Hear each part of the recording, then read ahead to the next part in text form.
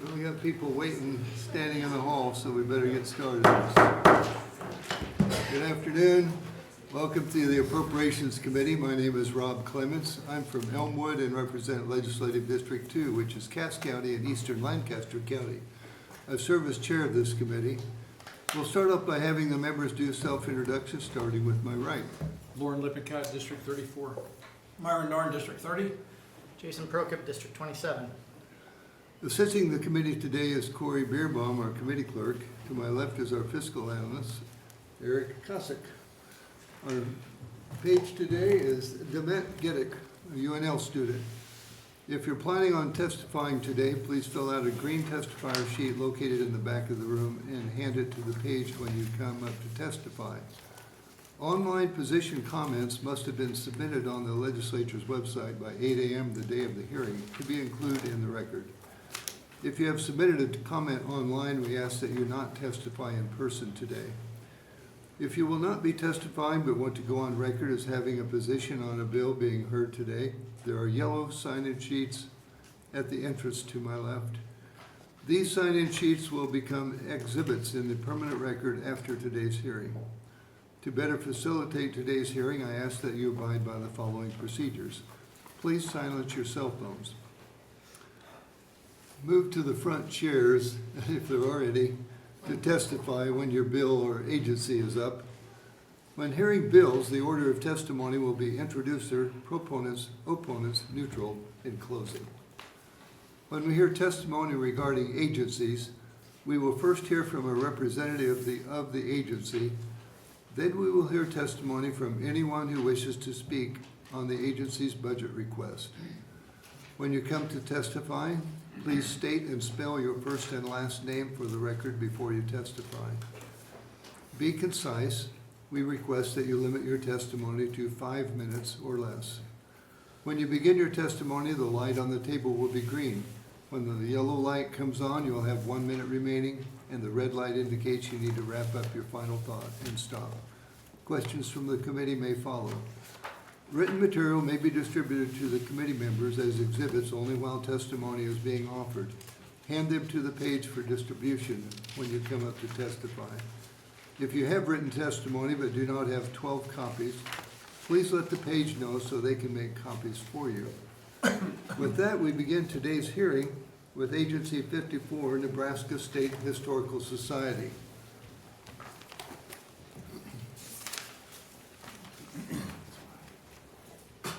Good afternoon, Director. Good afternoon, Senator Clements, and the members of the Appropriations Committee. I am Daryl Bohack, D-A-R-Y-L-B-O-H-A-C, the Director of the Nebraska State Historical Society. As you may know, I was appointed by Governor Pillen on November 21st of 24 and subsequently confirmed by the legislature on February 3rd, 2025, for which I'm grateful.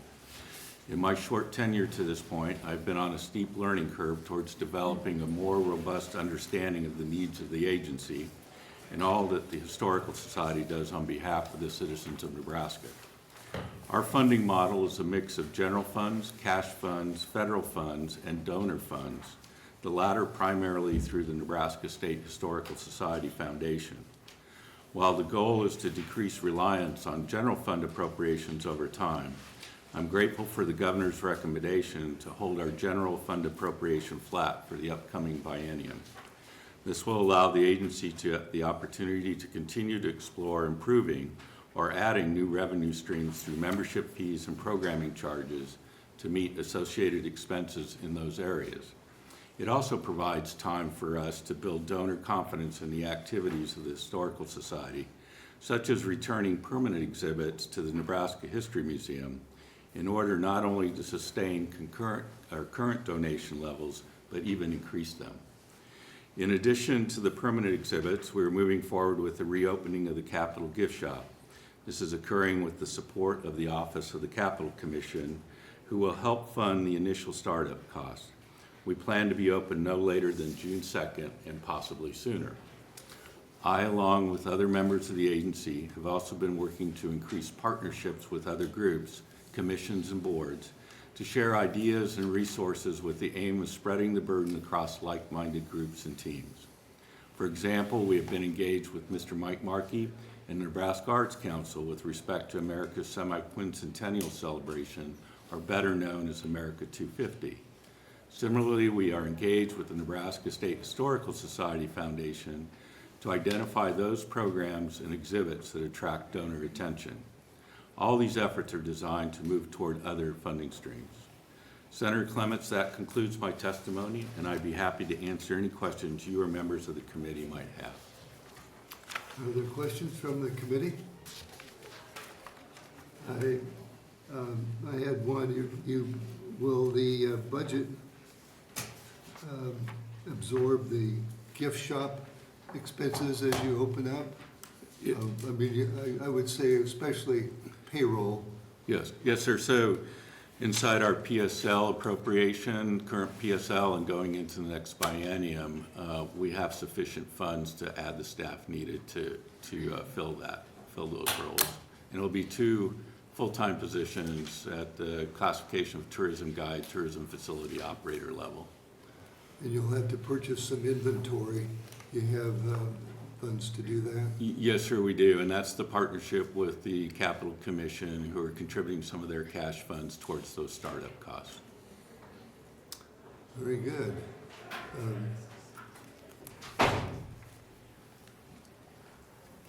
Senator, do you have any questions for the Historical Society?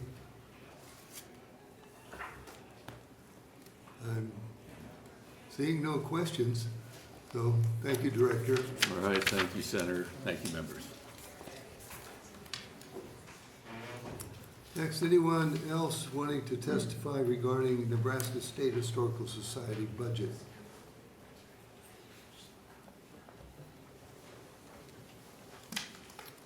Either proponent, opponent, or neutral. Seeing none, that concludes Agency 54.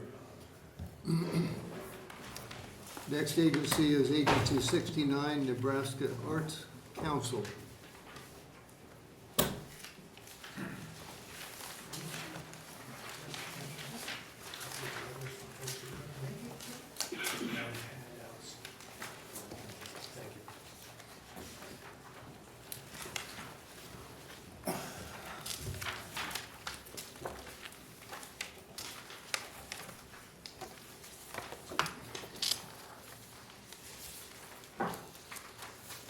Good afternoon. Good afternoon, Chairman Clements and members of the committee. My name is Mike Markey, M-I-K-E-M-A-R-K-E-Y. I am the Executive Director of the Arts Council. I first want to thank you for your continued support and for your recommended appropriation increase for our salaries and health. I'm also thankful that this committee is recommending that funding to cover those increases come from the general funds, because the cash and federal funds accessible to cover those expenses are unreliable. I would ask that you also consider funding our request for the increase in our operating expenses. Those increases are for rent and accounting fees over which we have no control. Now, I know for some of you this may be your first introduction to the Arts Council. I'll be happy to any questions you have about our agency and its programs, and there is a lot to discuss. So many successful programs that further our agency's mission to promote, sustain the arts for the people of Nebraska. More and more, our work is enhanced through important collaborations with other agencies. As Director Bohawk mentioned, we have a close relationship with the folks from the State Historical Society on the semi-quincentennial. We also work closely with the folks in the Tourism Commission, Departments of Education, Transportation, and the Department of Economic Development, with whom we've worked so closely to build the very best economic growth program possible, the Nebraska Creative Districts, an economic success story that I want to talk with you about today. You have in front of you an updated report on the Creative Districts program. I'll mention some of the high points and I'll describe the potential future of the program with your help. We are asking for an additional $1 million investment in the Creative Districts program. Let me explain why. When I sat here 2 years ago, there were 6 creative districts. Now there are 34. 34 communities, large and small, across the state who have taken ownership of their future, forming effective partnerships between local government, business, and the creative industries to attract more visitors, create more jobs, improve tax revenues, revitalize downtowns, and create a place where business and talented workforces choose to live. You'll no doubt recognize some of them. The River Point District in Norfolk, Grand Island, Beatrice, Sydney, Alliance, and Ogallala, and the Tin Roof Creative District in Potter, Nebraska. And there are 20 more working towards certification: Elkhorn, Plattsmouth, the Haymarket District in Lincoln, the Crossroads District in Omaha. Several have already begun exciting community betterment projects made possible through the development grants from the Arts Council. Seed money to get their dreams up off the ground, to leverage other funds, and to create community energy and engagement. You'll be hearing from our creative district partners. I'll let them tell you the rewards they've realized in their communities and the need for additional funding for the program to make possible the plans they've worked so hard to develop. Without the additional funding, many of their plans for growth will have to wait. This year's development grants were recently awarded. 24 of the 34 districts applied for these investment funds, but we only had appropriations to fund 8. To support all the projects, we need an additional $5 million, but with the $1 million that we are requesting, we can at least fund half of the requests each year. That means that each creative district can hope to receive some investment funds every other year. It is our hope that this will maintain the momentum of the program for now. The other item related to the Creative Districts program in our request was the $56,137 to replace the funds in Program 327 that this committee in 2023 so wisely allowed us to use to hire the much-needed additional staff position for the Creative Districts program. Without that help, the program would have swamped our agency and the Creative Districts program would have floundered. With that position, my staff has developed a comprehensive, effective program that has engendered economic activism throughout the state and now serves as a model at the national level. I now ask you to replace those appropriated funds in Program 327 so that the development grant program will have all the resources originally envisioned for the district and that they so vitally need.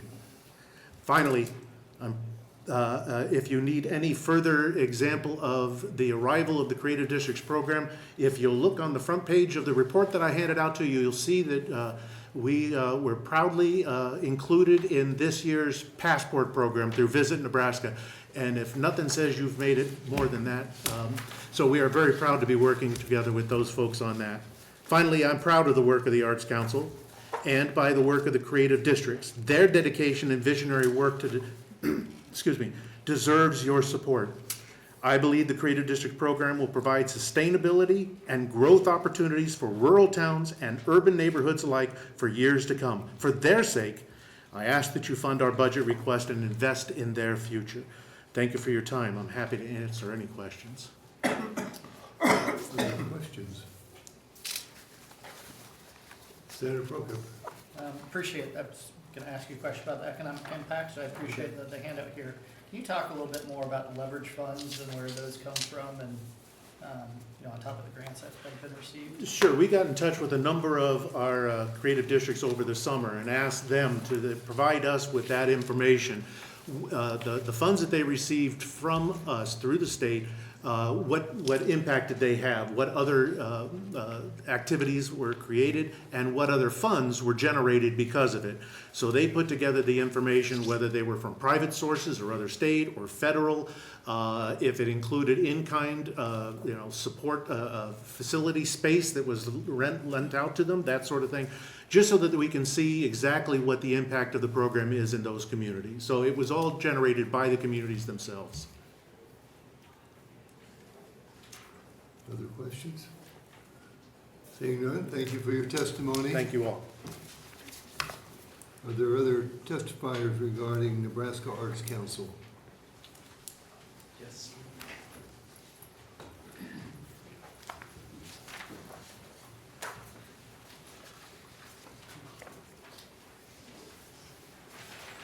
Good afternoon. Good afternoon, Senator Clements. My name is Chris Hochstetler. For the record, I'll spell that C-H-R-I-S. Last name Hochstetler, H-O-C-H-S-T-E-T-L-E-R. Thank you for letting me present today. I'm here before you to speak in support of the appropriation request for the Nebraska Arts Council.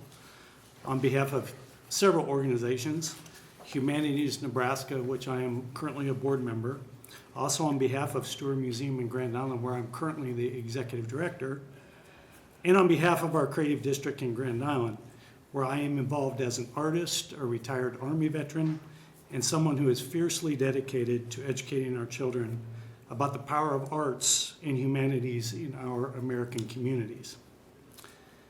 My experience with the creative district in my hometown of Grand Island has been nothing short of transformational.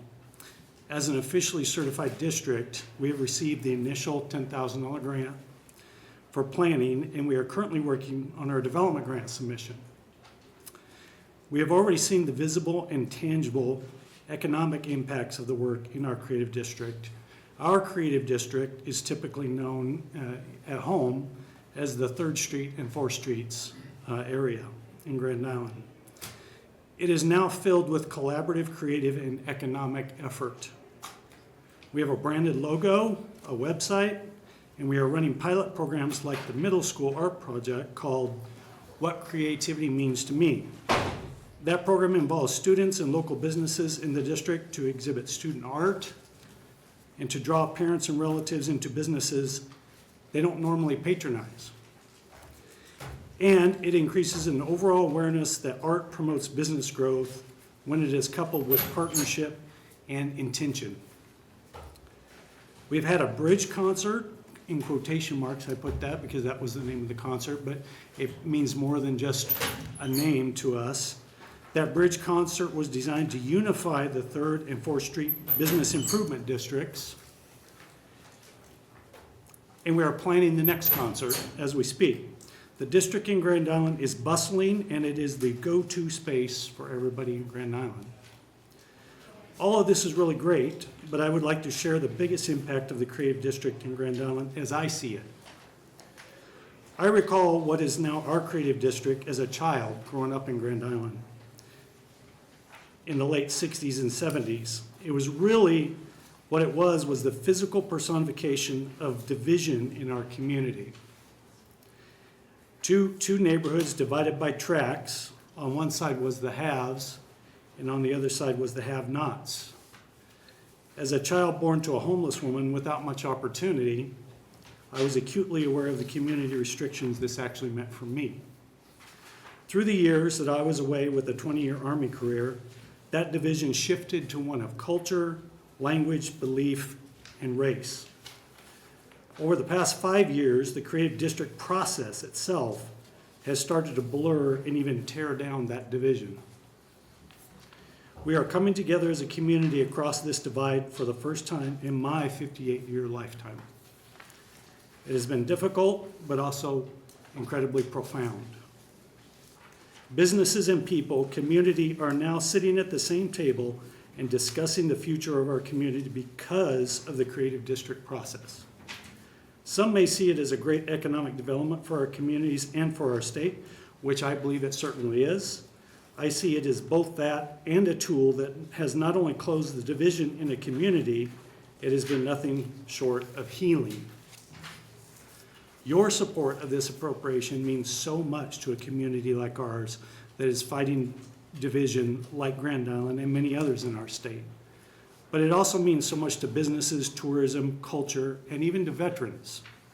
As a combat veteran myself, I have turned to art and the humanities to make sense of the difficult journey of my younger life. The three-legged stool that supports this type of growth in our state, the Arts Council, Humanities Nebraska, and the Cultural Endowment, should be treasured and protected. In my many travels, I have never seen a state with such a strong collaboration between three such agencies. Your appropriation is vital to this process. Please vote to affirm the requested appropriation, and I thank you for your continued support of the great state of Nebraska. Other questions? Seeing none, thank you for your testimony. Thank you, Senator. Next, testify regarding Nebraska Arts Council.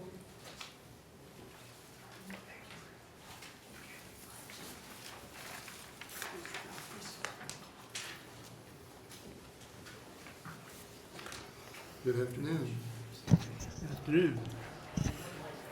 My name is Steve Worth, S-T-E-V-E-W-O-E-R-T-H, and I represent the Brownville Creative District. I'm here to testify on behalf of funding for both the Nebraska Arts Council and a little later, Nebraska Tourism. For us in Brownville, the two are directly linked and together help with the success and revitalization being seen in small communities across the state. The Nebraska legislature, and we thank you, by the way, initiated through the Nebraska Arts Council the Nebraska Creative District Program. I'm going to repeat a little bit about what Mike said. 2 years ago, I spoke to this committee also and about supporting additional staffing for NAC to support this program.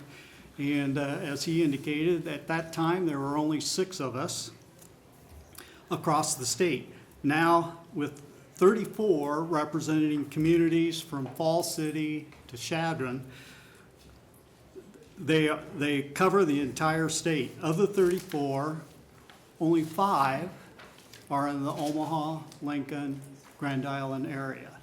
14 of the 34 are actually in communities of less than 6,000 people. And the remaining 15 are in mid-sized communities all across the state. With continued support, by this time next year, there could very well be 50 of us, all across the state. This has been one of the most successful programs ever supported, I think, by the legislature. This program has helped towns, villages, and neighborhoods all across the state to come together and develop an identity, for each of our communities. Then the program helps those districts with financial assistance needed to help us promote and further develop our programs within those communities. Brownville is a good example. In Brownville, the Nebraska Arts Council has helped us with 15 different projects. A good example of that is what we call is BECA. It's the Brownville Education Center for the Arts and Humanities. It's one of the original high schools that's been renovated and turned into a community center that's used for multiple purposes. We've had multiple art classes in there, sculpture classes. We do seminars, all of those kinds of things in a high school that has sat empty for many, many years. All of this kind of helps many of these small communities stay alive, and not only stay alive, but thrive. With what the Creative District Program has done, it has helped invigorate small communities all across the state. Reducing funding to this agency will hamstring their ability to continue to support us. So what we hope is that you will please help them to not only continue to support us, but to help us grow and thrive throughout the state. Do you have any questions for me? Other questions? Seeing none, thank you for your testimony. No, thank you. Additional testifiers regarding Nebraska Arts Council.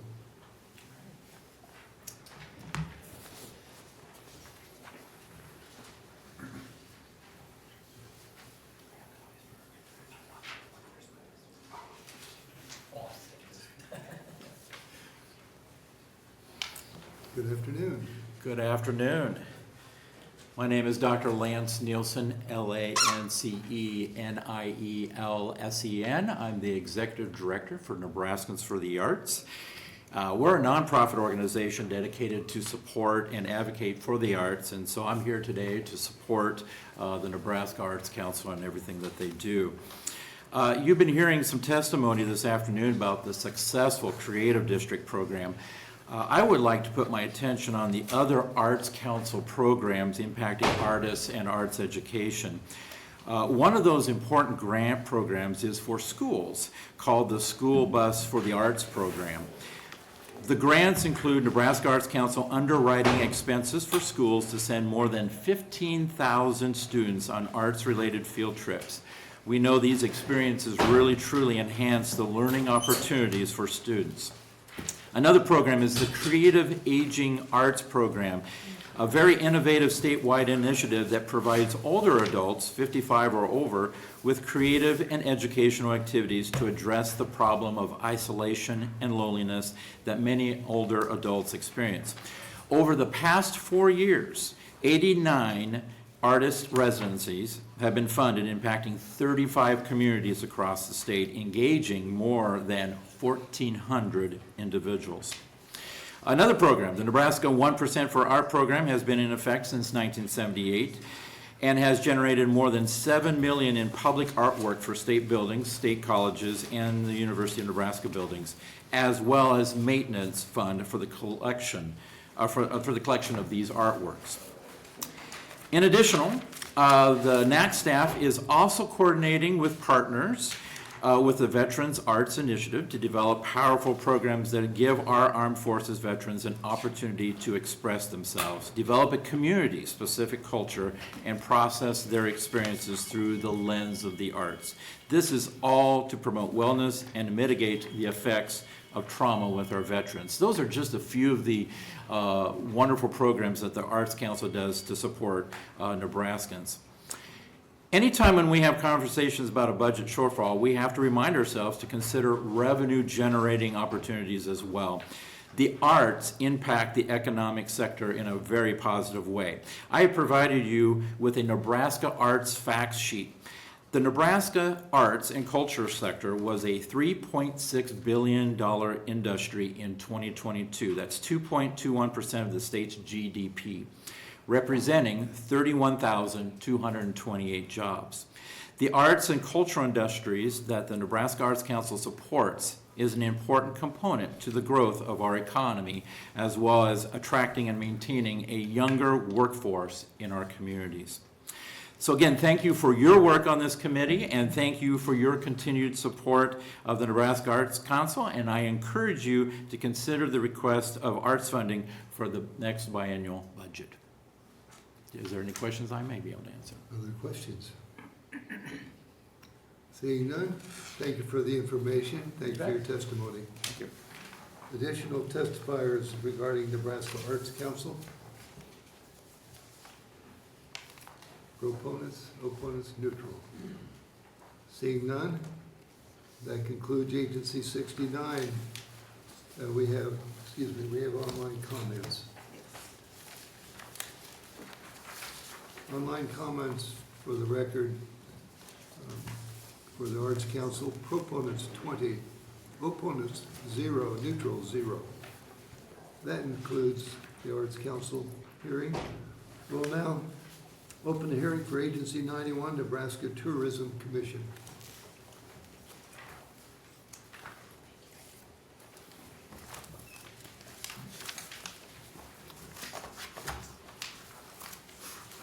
Good afternoon. Good afternoon, Senator Clements, members of the Appropriations Committee. My name is John Ricks, John-R-I-C-K-S. I'm Executive Director of the Nebraska Tourism Commission, and we do business as Visit Nebraska. I'm here today to discuss our budget as it relates to LBs 261 and 264. First, Visit Nebraska receives no general funds. Our operating budget comes from a 1% lodging tax, which totaled a record of $8.3 million in cash funds in 2024. That's the fifth record set out of the last 6 years, and of course, the exception was the 2020 year with the pandemic, and obviously the sales were down then. The most important item of note in my testimony today, I think, is this. Visit Nebraska is a revenue generator for the state's travel and hospitality industry. Our mission is to increase out-of-state visitation, which drives these visitor expenditures. According to the annual economic impact of travel in Nebraska for '23, prepared by a company called Dean Runyon Associates, they've been working with Nebraska long before I was here, from 2011, I believe. Visitor expenditures have grown nearly 30% since 2019. Preliminary estimates for 2024 indicate that visitor expenditures will total about $4.84 billion. And in 2025, we certainly expect the industry to surpass the $5 billion mark. The industry is experiencing phenomenal growth, and frankly, we're really excited to see the continuation of what we call waking a sleeping giant, because it just keeps rolling. Further, 74% of trips are taken by out-of-state visitors who spend more than twice what Nebraskans do when they travel around the state. But I think what's more important is the expenditures by people from out of state is new money injected into the economy. The information that's reported here, and I've distributed you some too, is reported through our ongoing monitoring efforts that we commission with leading research firms in the industry. And in those handouts, if you have any questions, just let us know and we can provide you parts of the study or brief you further on them. Travel spending creates revenue for thousands of businesses, creates jobs, strengthens communities, and improves quality of life throughout the state. Research reports that every dollar Visit Nebraska invests in marketing generates an average of $20.28 in visitor spending. Reducing our budget and spending ability will reduce the amount of visitor spending that flows into businesses large and small across the state. It will affect private sector businesses and potentially livelihoods of thousands of Nebraskans. I'm going to cut my testimony somewhat short here today to give you a chance to hear from industry partners and leaders about how proposed reductions will affect them. We had a couple of people got held up by snow today, but we have two people here who are here, and we're just going to go with them. So if I can answer any questions, please let me know. Thank you for everything you do. Thanks. Other questions? Senator Kavanaugh? Thank you for being here. Sorry, I'm losing my voice. So I'm looking at the governor's recommendation and then the preliminary budget, and I'm trying to see, we lowered your base appropriations, is that correct? This fiscal year, we have a $9 million spending authority. And I think for this coming biennium, that the proposal is to reduce that $1.5 million a year for each of the years forward. So we would take just from that $1.5 million cut. And and you have plans for that money? Yes, I mean, one of the biggest things we did this year, we were able to launch a full campaign in Chicago. And Chicago immediately came up as, when we go to our website, we call that shopping the state. So Chicago immediately jumped to the top city in the country, higher than Omaha, which is always big, but in-state, and even higher than Denver, where we've been advertising for years. So having that money will enable us just to continue that program in Chicago, which is really paying off well. We mentioned $20.28 on average. The average expenditure in visitor ROI in Chicago is about $27. So what we're finding is the new markets further away, the higher the ROI. And then we have other markets too. We hopefully can dip our toe in St. Louis this year because there's another 1 million households. And through our market analysis, Dallas has popped its head up a couple years in a row. And interestingly now, Salt Lake City, a western area, is looking in. So yeah, I mean, we have a fairly regional state group of people where we advertise and have created these results. And I think as we continue to raise awareness of Nebraska, get people here, they see that it's great, we can just continue that for a real long time. Okay, so if the cuts remain, then you would have to cut that program specifically, or? We'd have to look at what to cut. I mean, there's a lot of different things, a lot of directions we can go. But yeah, cutting $1.5 million would be a significant thing. And you're cash funded? Totally cash funded. For the We- lodging tax? Totally lodging tax, yeah. And we do have an additional 500 to 600,000 a year in revenue, but that comes from ad sales and other things like that. It's all self-generated. Sorry, just one more question. How much is in your cash fund currently? Currently, Not your appropriation, but how much money is available, or that could potentially be available? it's hard to tell. Okay, I mean, right now, I think because of the other bill, the reallocation bill, the 4 million, obviously, we have that in there. And I guess I could say that the only reason we've built up, or the major reason we've built up anything is because our spending authority right, has kind of capped it. okay, So that's basically that answer. okay, Yeah. thank you. Other questions, Senator Proker? How many jobs in the state of Nebraska are tied to tourism and hospitality industry?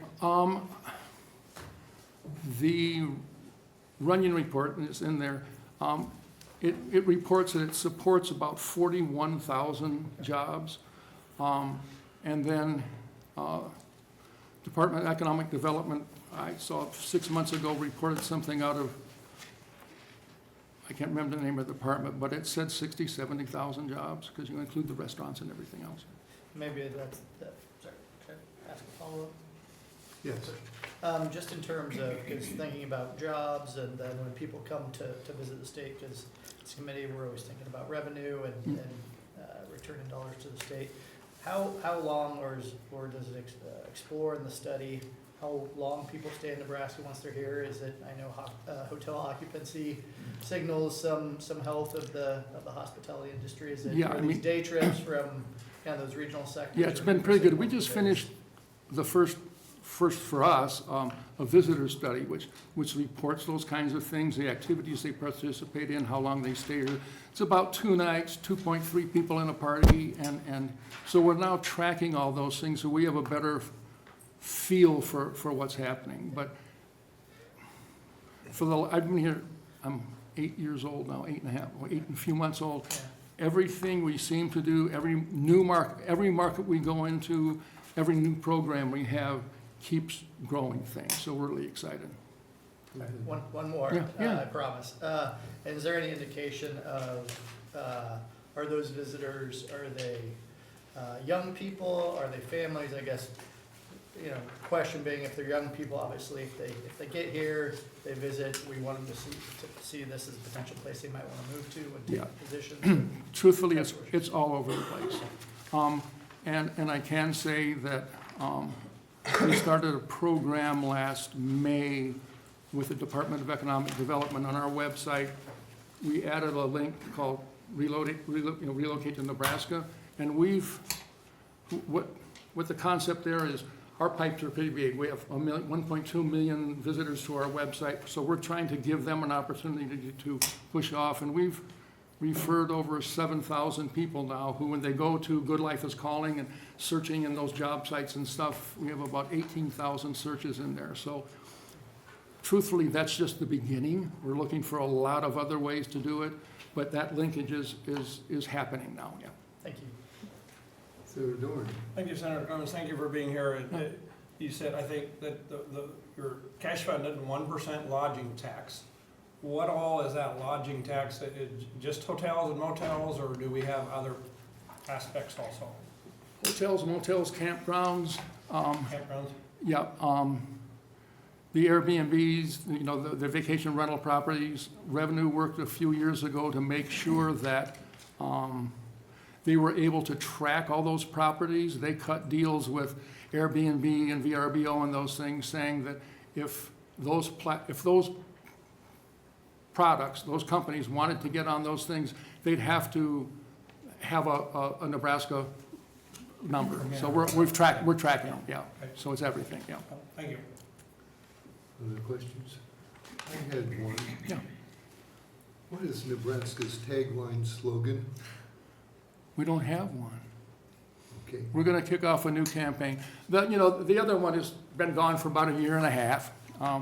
We know that You know, some people liked it, some people really didn't.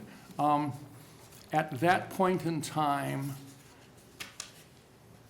I guess that because Nebraska had long been the least likely state for people to visit, that we had to get people's attention.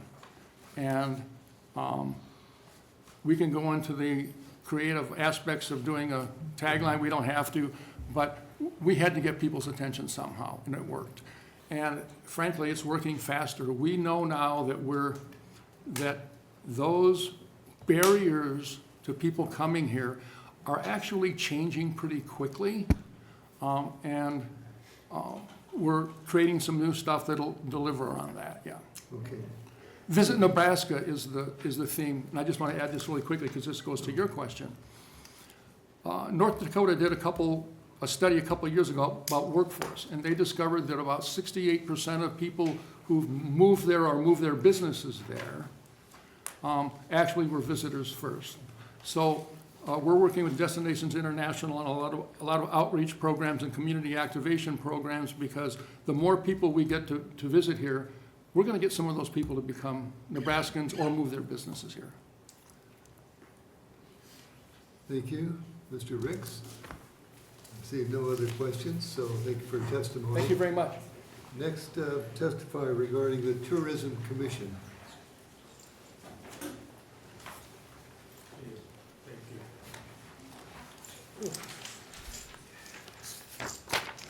Good afternoon. Good afternoon, Senator Clemens and senators. Appreciate that very, very much. My name is John Chapo, John, Chapo, Chapo. And I'm very honored to be here before the Appropriations Committee. I am President Emeritus of the Lincoln Children's Zoo, which is an award-winning facility in our wonderful great state of Nebraska. I currently serve on the Nebraska Tourism Commission, having been for the last 13 years. I was appointed by both Governors Heinemann and Ricketts to serve on the commission. I personally attest to the growth in tourism income for this great state. Like I said, I've been involved a very long time, and so I know it very well. In 2018, Nebraska was ranked 50th nationally for attracting travelers. In these past 6 years, we have moved 5 places up to 45 and are getting very close to surpassing North Dakota and Missouri. One of Governor Pillen's pillars and priorities, which he has stated repeatedly as governor, is to run the state like a business. Senators, this is how the Nebraska Tourism Commission operates. Visit Nebraska functions that way. Any business that can return over $20 for every $1 invested is a successful business. And that is what Visit Nebraska has been accomplishing. Yes, for every $1 spent on marketing our state, over $20 in visitor spending is the outcome. That is income for lodging, restaurants, gas stations, quick shops, attractions, and retail establishments.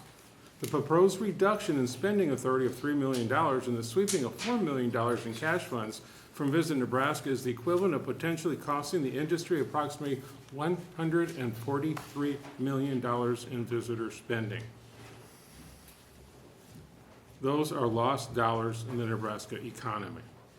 And do remember that these are not general fund dollars invested. These are earned dollars by the industry from visitors. Visitor spending in Nebraska has grown to a record $4.6 billion in 2023 from 3.5. This is a 29.4% increase compared to the national growth rate of 7%. The number of overnight guests since 2019 has nearly doubled to 12.6 million people, 75% of trips coming from out-of-staters. Senators, this is why opposition to these 2 bills is important. Visit Nebraska is smart business with an exceptional return on investment. Please do continue making that investment to keep building economic development for our great state of Nebraska and oppose LBs 261 and 264. Thank you. Other questions? Seeing none, thank you for your testimony. Thank you, Senators. Next, testify regarding the Tourism Commission.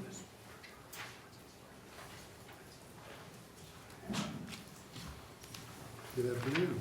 Good afternoon. Before I get started, John Ricks alluded to, we were going to have somebody else come in here and testify. She owns a bakery in Bird, Nebraska, and she was part of the passport program. Because of the weather, she got snowed on in. But we do have her testimony, bullets of her testimony that we handed out here as well. I think one of the impressive things that she experienced by being on that passport program is that her revenue last year increased between 60 to 70% just for being on that program. So again, that's part of the handout there. Excuse me. Good afternoon, Chair Clements and members of the committee. My name is Steve, S-T-E-V-E, Malley, M-A-L-Y, and I'm representing the Nebraska Travel Association, of which I am the president of. I'm here today to oppose LB 261 and LB 264 and how it ties back to the tourism budget, and I'm here to support the Tourism Commission. I understand and respect in tough fiscal environments where tax receipts are coming in lower than expected, that tough budget decisions have to be made. As a private citizen of Nebraska, I do applaud you for the efforts being made to ensure we remain on solid financial ground. As a small business owner here in Lincoln, I also understand the need from time to time you need to tighten up the belts. However, I've also learned in tight fiscal times, it is best to double down on what has proven out to work. As the president of the Nebraska Travel Association, I see the time is now to invest and not to cut off the hand that feeds us tax revenue. I understand others from today are testifying on all the numbers of tourism, from it bringing in almost $350 million in tax revenue for the state, to the fact that every dollar spent on tourism marketing, we see a return of $20.28 in visitor spending. And those numbers alone should help tell a solid story on why this budget should be saved. However, as we all know, history a lot of times tends to repeat itself, and I want to examine others that have walked this path before us and what happened to their tax collection. San Diego, which has been coined America's finest city because of its weather and its plethora of outdoor activities, slashed their tourism budget back in 2013 because people will show up anyway. This led to the cancellation of many of their marketing programs, just like we have to do here, with programs like John Riggs talked about going into different communities, cities throughout the states, to even popular programs like the Passport program.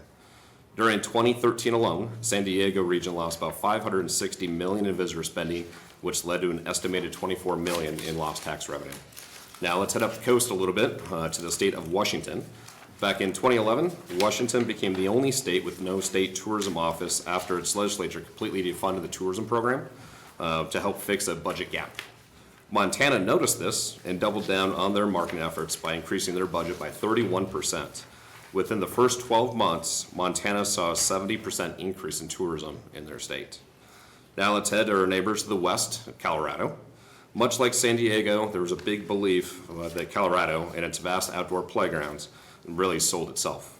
In '93, Colorado eliminated its entire state tourism marketing budget. Within 2 years, Colorado's market share plunged by 30%.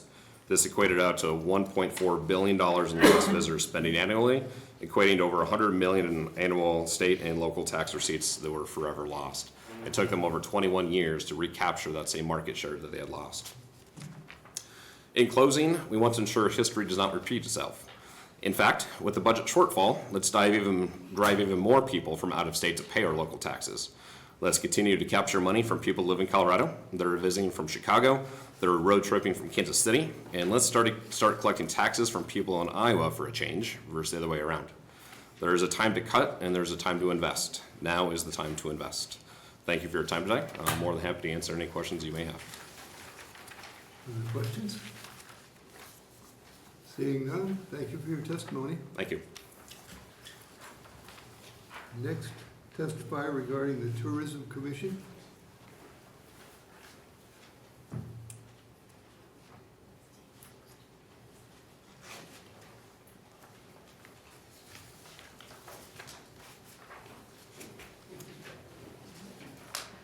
Somebody wanting to testify regarding the Tourism Commission?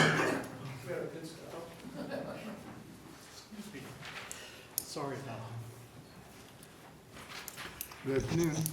Good afternoon again. Again, my name is Steve Worth, S-T-E-V-E-W-O-E-R-T-H, and I represent the Brownville Creative District. And I'm here to help support the fully funding of the Nebraska Tourism Commission. This is, has been said earlier, a self-supported program using the lodging tax that's collected throughout the state to fully fund the promotion of tourism, not only at the state level, but also at the local community level. So cutting the appropriation by $1.5 million per year over the next 2 years, and then taking $4 million from the State Visitors Promotion Fund, which is used at the county level, hurts the small communities throughout the state at many levels. This is money that both us at a local community level and the Tourism Commission are using to attract people to our communities. A good example of how this is working, the Brownville Creative District, in conjunction with the Nebraska Arts Council and Tourism, created a new website for our community.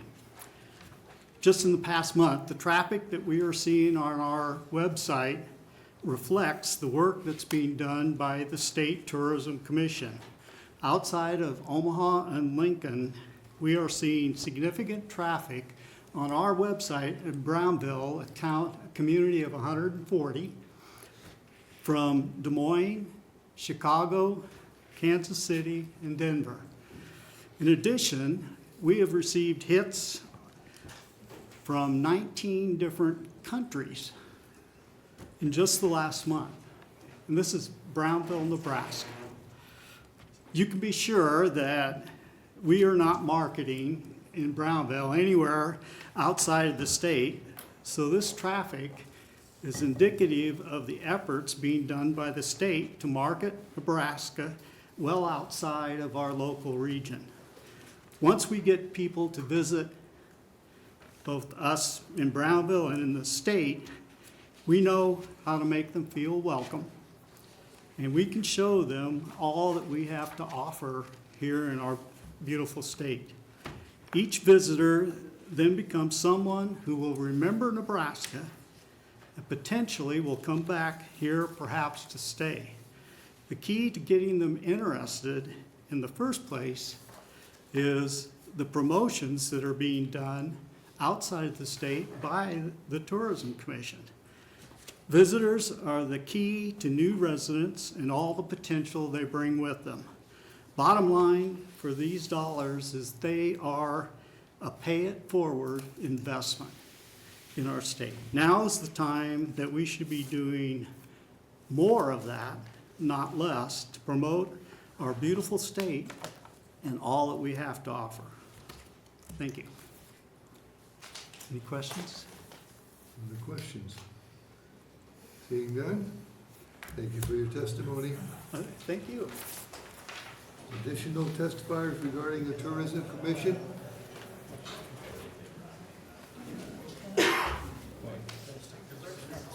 Seeing none, we have comments for the record.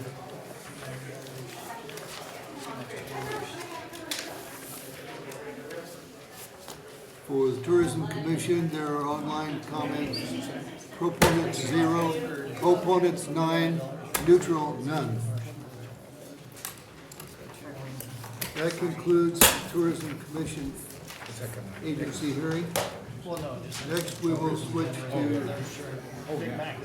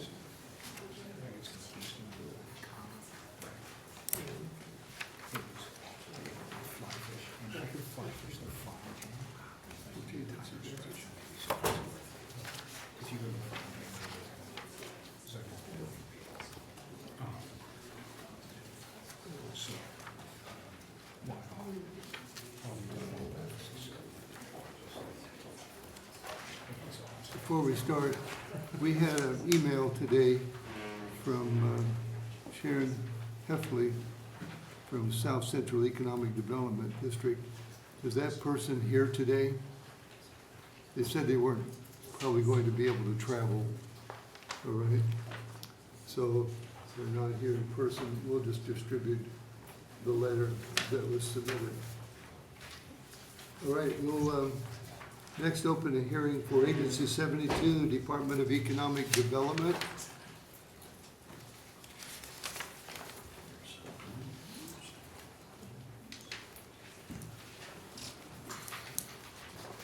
Welcome, Director. Good afternoon. Good afternoon, Senator. Chairman Clements, members of the Appropriations Committee, for the record, my name is K.C. Balitz, K.C. B-E-L-I-T-Z. I serve as Director of the Nebraska Department of Economic Development. I testify today in support of the Governor's recommendations for our department in the 2025 through 27 biennium. Given the state's budget picture, DED has worked in partnership with the Governor's Office and the State Budget Division to find strategic cost savings.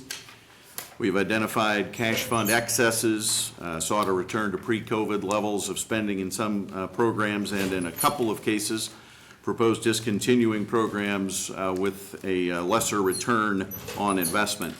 DED is certainly prepared to do our part as an agency to ensure the state's fiscal health, and we really do appreciate the collaborative approach to arriving at the agency's recommended budget between our partners in the Governor's Office, in the Budget Office, this committee as well. So in my testimony today, I'll focus on 5 items: the pressing need to develop a unified statewide approach to workforce development, the tremendous potential to augment Nebraska's defense-related industries by investing in the Nuclear Command, Control, and Communications Enterprise Center, the importance of taking a strategic approach in how the state encourages entrepreneurship, leveraging excess housing funds to help balance the state's budget, and the early success of the Governor's Bioeconomy Initiative. So, starting with number 1, we really have entered a new era of economic development. Many of you know that well. We're competing for people right alongside competing for jobs, and as a state, our economic development growth really depends on our ability to connect talent, and especially our youth, to the abundant career opportunities in Nebraska, and we certainly do have those. Going forward, DED will continue to seek to better align our department's work with that of fellow state agencies, and in particular, DED and the Nebraska Department of Labor have traditionally administered some parallel workforce programs, but really have been having some productive discussions together with DOL as well as the Governor's Office to consolidate those efforts. Increasingly, NDOL will take the lead on workforce development efforts within the state. Our focus, our energies will be focused on out-of-state recruitment to bring new Nebraskans to our state, and really we are excited to coordinate closely with DOL on those changes. We do want to call attention to and thank the legislature for appropriating $5 million to DED last year to fund the Good Life is Calling campaign. We're really going about that in a partnership model across industries to develop a very targeted talent attraction strategy. As one example, we're really focused on military and veterans recruiting.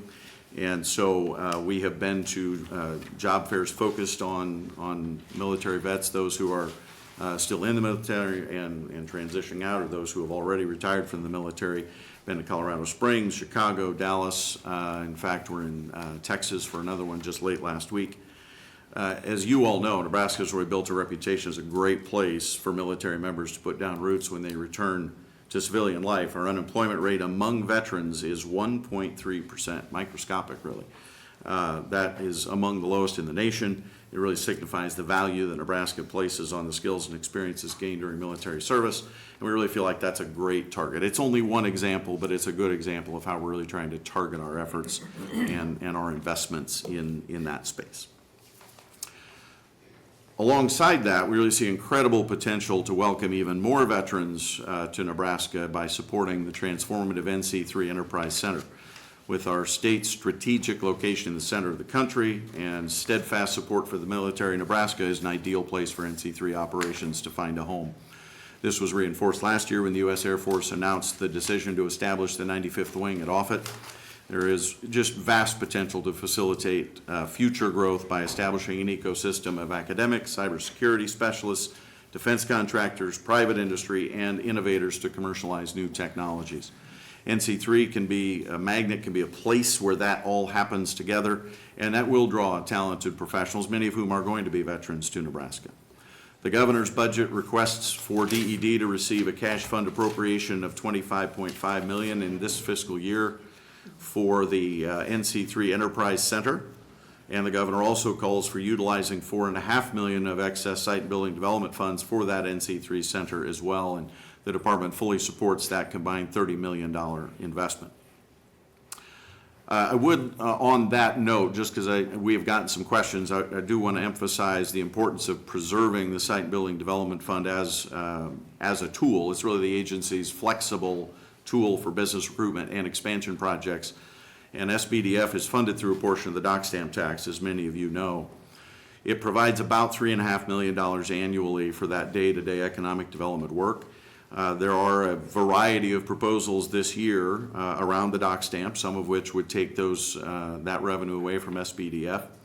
That may be because the existing cash balance sitting there is $37 million, and that appears to contain some excess. So we wanted to clarify that of that amount, more than $30 million is already obligated because there are special projects like $15 million for an electrical power project in southeast Nebraska, $6 million for inland port sites, $9 million that was swept from that account per legislation from last year's special session, the $4.5 million that we want to invest in NC3, and you can see that the fund really does not have a cushion there at all, and so we would caution that discontinuing dock stamp tax transfers into SBDF would effectively eliminate a valuable and viable economic development tool.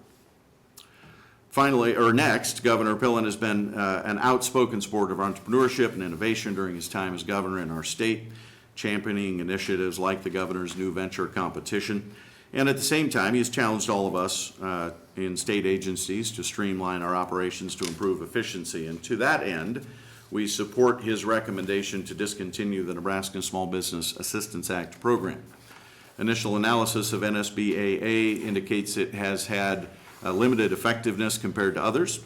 And another reason that it's really important to share as well that DED supports that recommendation is that the department has just short of $65 million in federal funding through the State Small Business Credit Initiative. And the agency has already received a majority of those funds. In fact, we're well ahead of the curve compared to other states. And in partnership with Invest Nebraska, Nebraska Enterprise Fund, and Omaha 100, those dollars can be leveraged to help entrepreneurs get the capital they need to succeed, and thus there are resources available for Nebraskans looking to grow their small businesses. The governor also recommends transferring $10 million of excess cash from housing funds to the general fund to help with the state's budget. This includes $8 million from the Affordable Housing Trust Fund and $2 million from the Rural Workforce Housing Fund. The transfer out of the Housing Trust Fund would not preclude the department from continuing to provide annual support through the program. That assumes, similar theme, but it assumes that ongoing inflows into the Nebraska Housing Trust Fund continue from the dock stamp. Additionally, the department agrees with the governor's recommendation to transfer out the excess cash balance of $2 million in rural workforce, as that fund will receive an influx of $12.5 million by the end of the fiscal year, which we can put to work. And lastly, I'll use the opportunity to highlight the success of the state's bioeconomy initiative. The legislature gave DED the opportunity to work alongside a contractor, Global Sustainability Developers, to execute on a vision of making Nebraska the epicenter of the new bioeconomy. There was a clear sense of urgency for that initiative from day one because of how fast federal funding opportunities are being rolled out, and given the potential change in federal administration, which obviously has come to pass. So we had to move quickly, and in just 1 year, that initiative has really made extraordinary progress.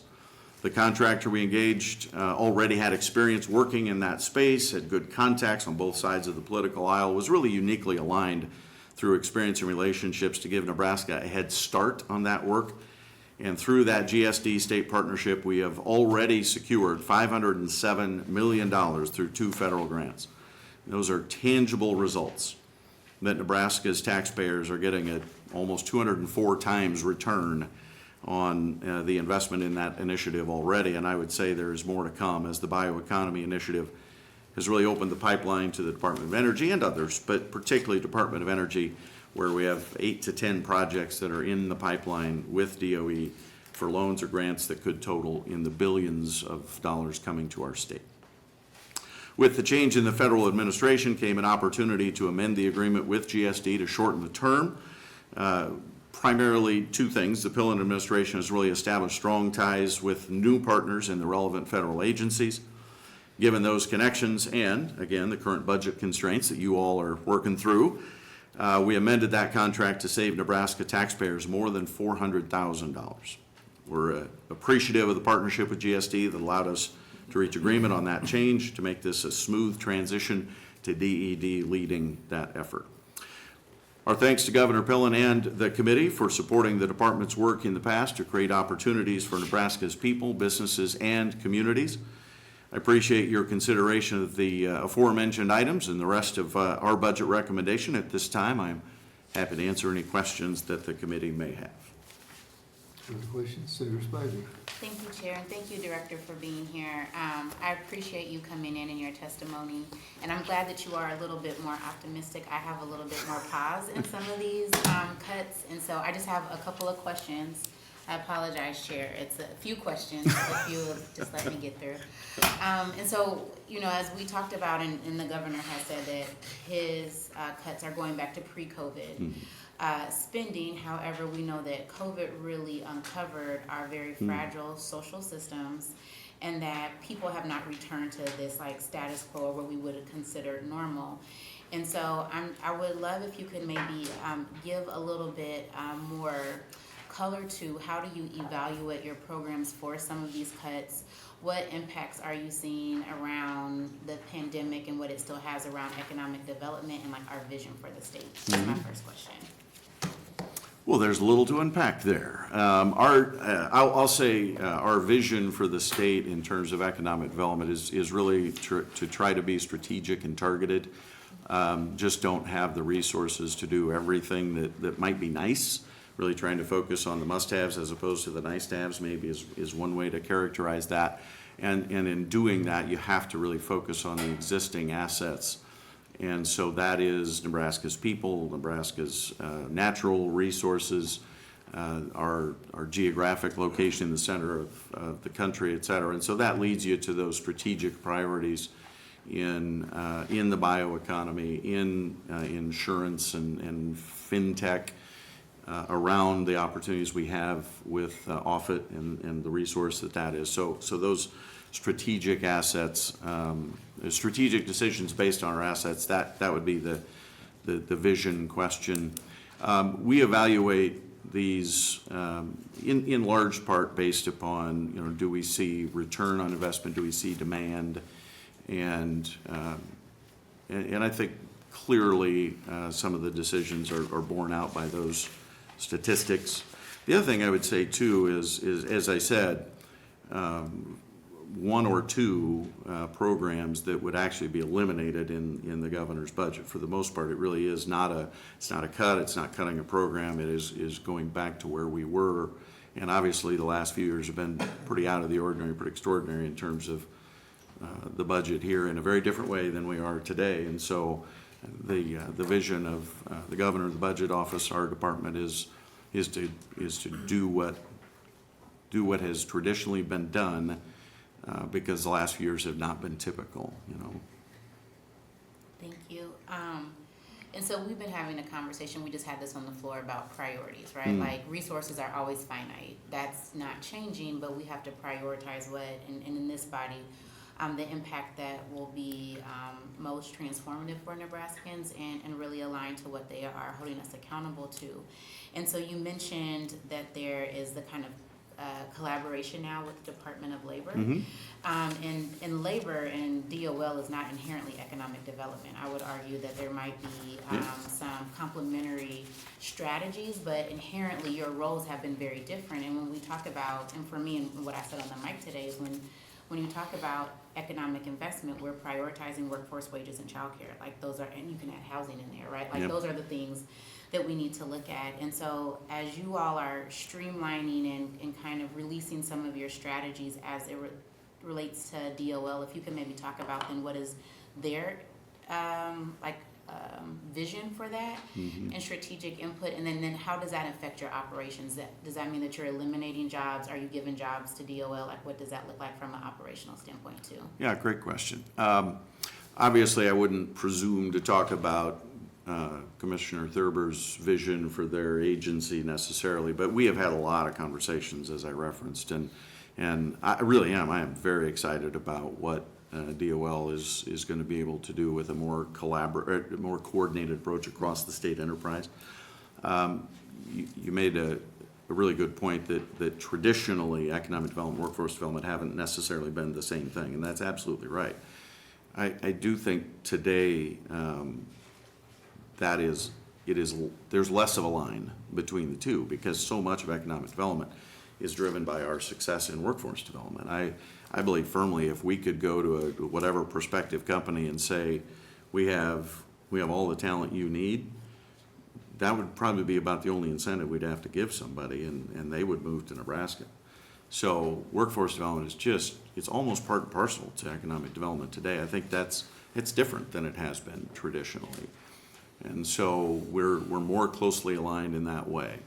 And the reality is the changes in that space that are reflected in the budget are not, they're not our signature programs in terms of housing or Imagine Nebraska, whatever it might be. So I think those changes are not so dramatic that you're gonna notice a difference in terms of the work we're doing. I think it's just gonna be better aligned. And I have high confidence in the fact that we'll still be part of those conversations, which means our business community will still be part of those conversations. I think you'll be really excited in 3, 6, 9 months with what you see coming out of our effort on workforce development. And then do you imagine an impact in your operations? I don't think in Staffing? terms of staffing, no. Okay. No, we have plenty to do. Okay, I have 2 more quick questions, Chair, I promise. So for the small business credit incentive, and with the removal of the other program, that, again, like, I myself am a small business owner, You being bet. in that community, like, my district is benefiting from that, and so I do have concerns about that being eliminated. How much have you already given out of the federal dollars that you have received? SSBCI, we're a little over half of that total. Let's see. We were awarded the 65, and we have just gotten our second tranche, so that means we're past the first 20.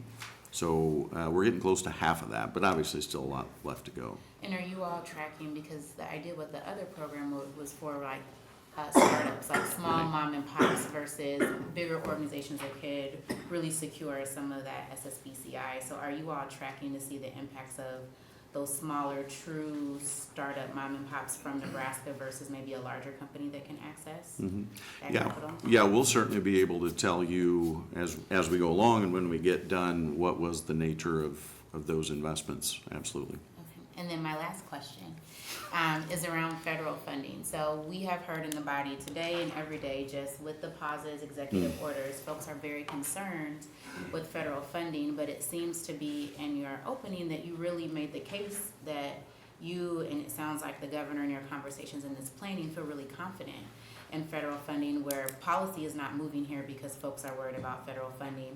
We are actually not legislating because of that. And so I just would love to get your insight of why you feel so confident that these dollars won't disappear and can replace some of the other things that are being swept. Sure. In the case of SSBCI, again, we already have most of it here, so, there isn't that question of not getting it.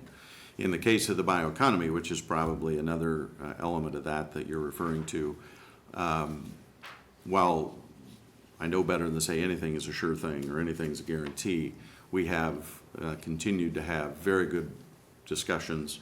Projects continue to move. Nebraska projects continue to move.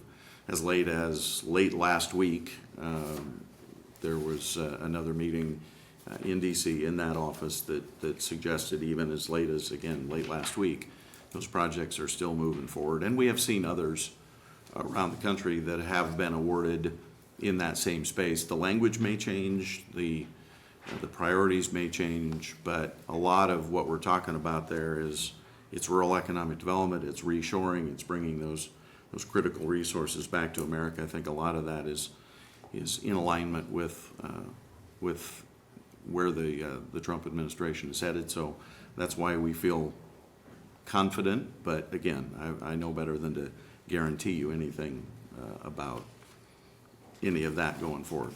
We do have reasons to be confident. Thank you, Director. Senator Kavanaugh. Thank you, Director. Following up on the question about federal funds, the NC3 Enterprise Center.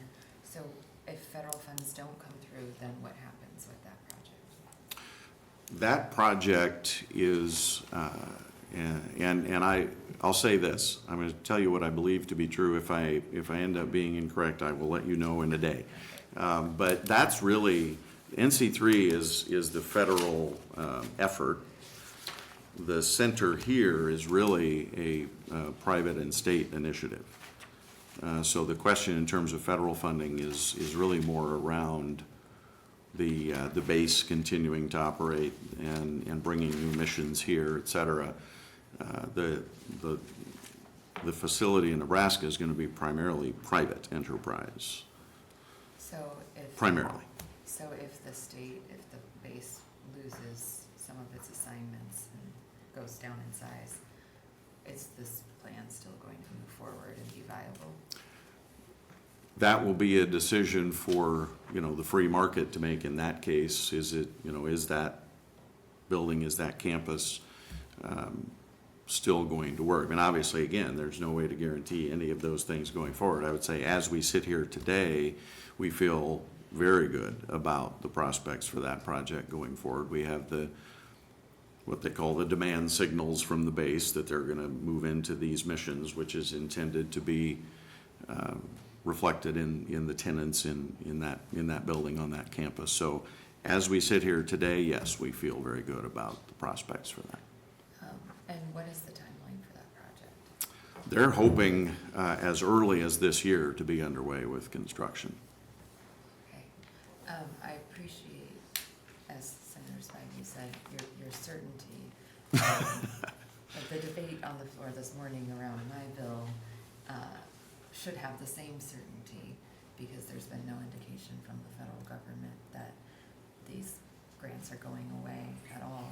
But my colleagues at this table with me disagree with that certainty, and so I just want to make sure that we're doing our due diligence. Certainly. Thank you. Yeah. Other questions, Senator Polk? Director, always good to see you. Senator? Couple questions for you. First being, obviously, from your introduction and some of the questions you've already fielded, department wears lots of different hats, and you're in areas where economic development might not have typically been in years Right. past. So I guess question being, how do you leverage the funds that the department does receive from the state and, use those as a catalyst for either private sector development or elsewhere? Can you touch a little bit on that? Yeah, it's a great question. Thank you, Senator. In terms of, that word leverage, I think, is a really important concept today, and true just from the budgetary situation we find ourselves in. We don't have enough resources as a department, as a state, to do everything that we might like to do or that would be nice to do, whatever. And so that means we all have difficult decisions to make, first of all. It also means, I think, from our perspective, that we have an obligation to try to leverage the resources that you and the governor entrust to us in as many ways as we can. And so we really are being very intentional about leveraging these. So federal dollars, obviously, is a way that we want to leverage these resources. But beyond that, there's opportunities for philanthropy to play a role, and we are looking very actively into where we might be able to extend some of our programming through philanthropic dollars, local government, local business, lots of other ways that these resources can be leveraged, and that's how we can hopefully mitigate some of the difficult decisions that you have to make in challenging budget times by extending the reach a little bit through that leverage. Just Go ahead. another question.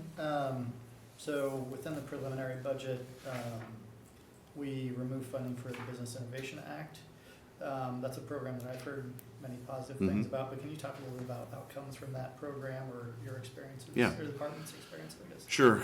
So- I certainly would agree. There are strong outcomes from that program. There's no question. I'm sure you will hear about that from other testifiers. We're proud of that work. So it is another of those circumstances where the governor's budget does not propose doing away with it, going back instead to where it was just a few years ago. The other thing I would say about that, again, I want to emphasize, we're proud of the work that BIA has done. We have a good team doing it. Proud to support Nebraska innovation and startups. The nature of anything, not specific to BIA, but anything like that where you're going to score it from the very best and work your way down. Obviously, the further down you go on the list, the less strong they are compared to up here. And so, to some degree, we're also really getting the cream of the crop if we stay here as opposed to come down here. I think there's some validity to that too. But to your point, Senator, yes, BIA has been a good program. It's done good work. It will continue to do good work. And the resource that we're given, we're gonna do good work with it. Thank you. Thank you. Other questions? Seeing none, thank you, Director. Thank you, Chair. Next, we'll welcome testifiers regarding Department of Economic Development. Please step forward. Good afternoon. Good afternoon. My name is Brian Seck, Bryan Seck. Thank you all of you for being here today. I serve as the Director of Lincoln Literacy here in Lincoln. In 2024, we served 2,250 immigrants and refugees from 87 countries and native-born Americans, all adults, to improve their literacy and workplace skills. So I'd like you to imagine for a moment you are Dr. Karimi. You are a gynecologist in Kabul in 2021.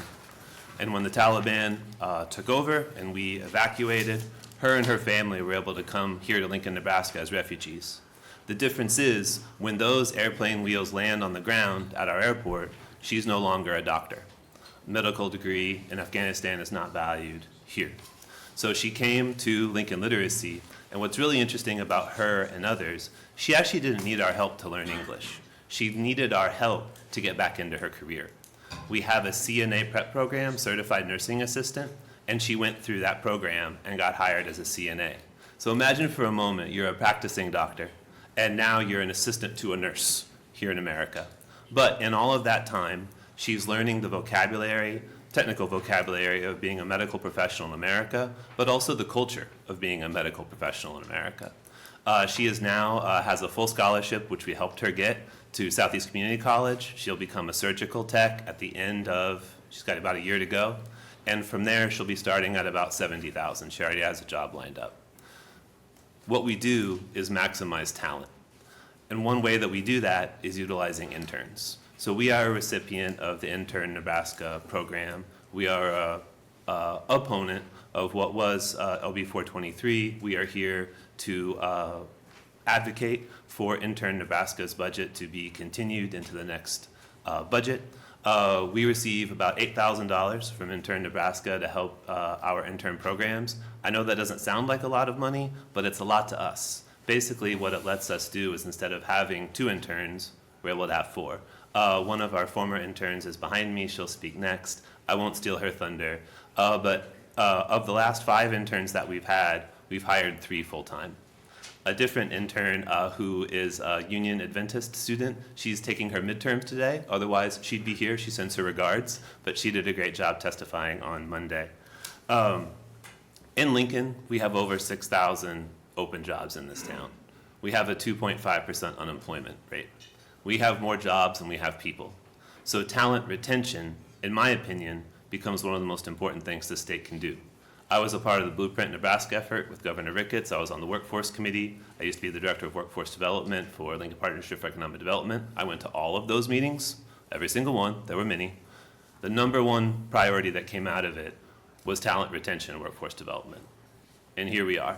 I moved here from New York 13 years ago. I heard Governor Heineman, Ricketts, and now Governor Pillen talk about the importance of talent retention and the dangers of brain drain. You're about to hear from somebody who came back from college on the West Coast and decided to be here. So what I hope you hear from us is that we believe that Intern Nebraska is a worthwhile investment by the state. It is not burdensome for us to do that grant. I have 18 grants. You are talking to the executive director and the director of grant management, the development director, the marketing director, the head of it, all the things. It's not even close. It's not even in my top 10 of being the hardest grant to manage. So the last thing I would say before I close is we talked about tourism earlier. Getting someone to visit here as a tourist and then move here, I'm sure that's possible. But getting someone who's an intern here, who works here, who develops the skills needed to be a professional, to me, that's an even stronger incentive to keep that person here, whether that's during college or after they graduate as interns and then become full-time professionals. So we would advocate for the continuation of the Intern Nebraska program. With that, I'd be happy to take any questions. Sir Medeiros. Thank you. Thank you for your testimony. You said were you born in New York? Me, I was born in New Jersey. And what brought you to Nebraska? I would tell this, well, no, I'll just say, my wife seduced me, is the answer. Ashley's known me for 13 years, so she knows the story. I was in consulting in New York. I worked on Wall Street in the Trump Tower, which is a true story. I came out to the university for a site visit. I met my wife here, asked her out to dinner because I had per diem. I only knew what Brewski's was. Went to Brewski's for our first date, and I quit and moved here. Go ahead. So my understanding of the internship program and the monies that flow through it go to the employer for hiring the intern. Correct. So you're kind of in between introducing the employer to the employee? Oh, no, As the nonprofit? the interns are Lincoln Literacy interns. Lincoln Literacy is a recipient of the Intern Nebraska grant. So in your story, you had a surgical tech and a CNA. Oh, those are examples of our students that our interns then teach classes and assist. So I was trying to tell a story of our interns are the ones leading the classes in addition to volunteer tutors. So her CNA surgical tech had nothing to do with receiving money on Intern Nebraska? No. I was talking about a Okay. beneficiary of the Lincoln Literacy program. Our interns teach classes, develop curriculum, learn how nonprofit works, things like that. So they're teaching the classes, but Dr. Creamy, who I mentioned, is a beneficiary through the entire program. So you're a nonprofit receiving the state funds to pay your interns? Yes, who then teach For the the classes for letters. people like Dr. Creamy. Thank you for that clarification. I should have made that clearer. Okay, thank you. Senator Spivey.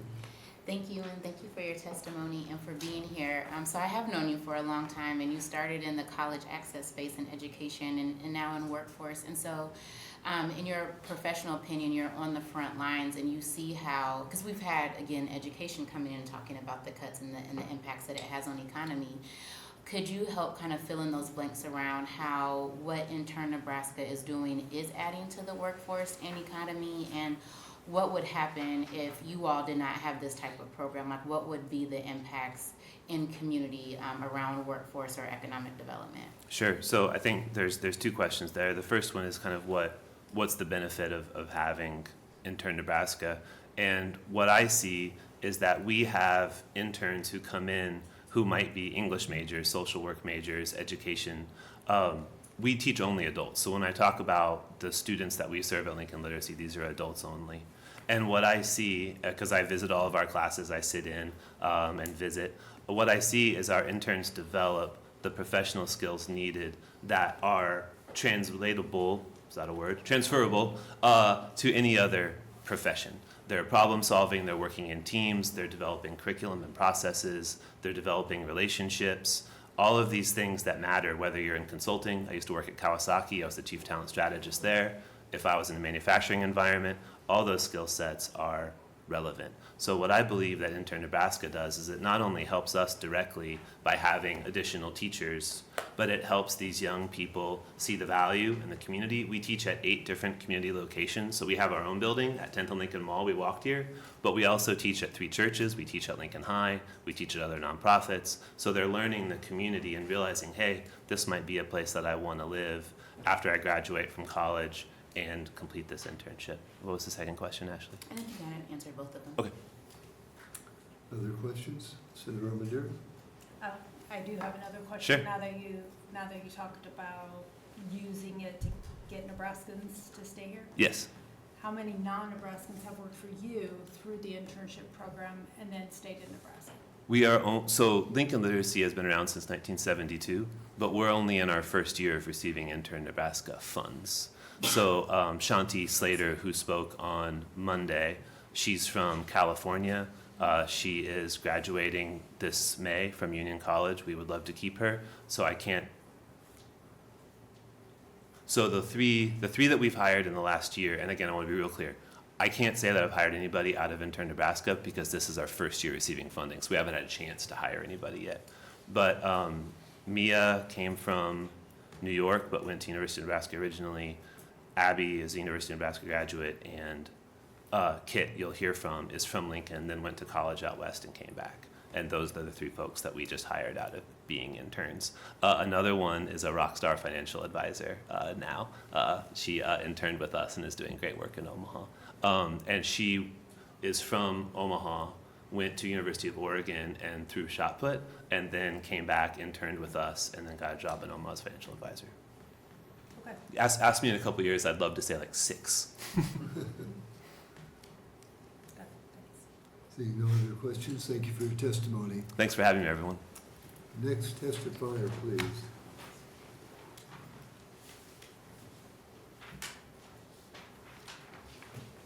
Good afternoon. Hi. My name is Kit Graff. That's Kitgraf, and currently I'm an employee for Lincoln Literacy. But before that, I was a summer intern for 2 years, and I'm also here to oppose cutting Intern Nebraska from the budget. And I'd love to tell you why, with a little bit of my story. I grew up here. I went to Sheridan, I went to Irving, I went to Lincoln High, and when it came time to apply to college, I was set on leaving the state. I got a pamphlet in the mail from a tiny school in Portland, Oregon called Lewis and Clark College. It had a reflecting pool and cobblestone sidewalks, and I had to go there, so I made it happen. In 2022, during my sophomore year, everyone at Lewis and Clark was looking for internships, not jobs, internships, and that was a new word for me. As an English major, I already felt like I wasn't actually qualified for anything. Felt like all I did was read Dickens and write papers about the nature of female friendships in Jane Austen's Persuasion and stuff like that. So at school, I felt amazing, but when I thought about the school year ending and needing an internship, I felt really lost. And internships in Portland were competitive, and I was starting to miss home, and so I went on the UNL English department website, and at the bottom of the page was Lincoln Literacy. Lincoln Literacy was looking for all types of university students who were interested in teaching their students, and it was a paid opportunity. I was not an education major. I didn't study pedagogy. I was an English major. But Lincoln Literacy allowed me to work with all types of English proficiency levels. So I was working on vowels and long vowels, short vowels with beginners, and comparatives and superlatives with intermediates, and grading personal narratives with my advanced students. It was awesome. So Lincoln Literacy empowered me to realize that I wasn't just a student, that there was a place for me outside of my tiny school in this real working world. I learned how to send professional emails, speak up in staff meetings, and self-advocate.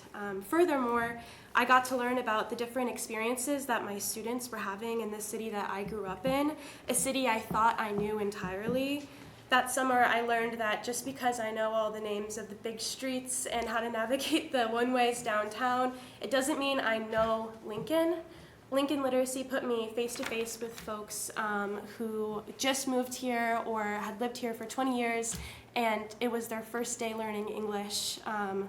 It opened my eyes. So when the next summer came around, I didn't want to look for another internship. I flew home from Portland and spent another summer in Lincoln teaching at Lincoln Literacy. That year, in 2023, they trusted me with more classes. I taught 8. And it might not sound like heaven to you, but it was mine. It was a place where I could teach English. I could use my college degree. I could learn how an office runs. I met new people, and I got paid. In May, I graduated from Lewis and Clark, and I was no longer eligible for another internship, and I was eligible to become a full-time employee, and so it was decided I was moving home and starting my first real 40 hours a week job at Lincoln Literacy. Now I am the Welcoming Initiatives Coordinator, and I teach every morning the welcome class to Lincoln's newest refugees.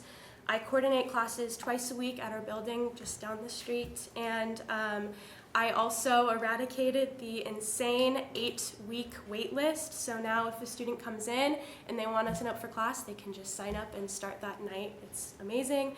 And so I just want to say Lincoln Literacy's paid internship kept me coming back to Lincoln. It kept me aware of and in touch with the immigrant and refugee experience in Lincoln, and financially it allowed me to be a student when I was at school. Paid interns are not just coffee runners, they're not just filers, they're not just college kids sitting on their phones on their desks.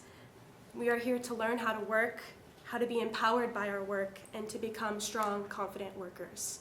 Thank you. Other questions? Seeing none, thank you for your testimony. Next testifier.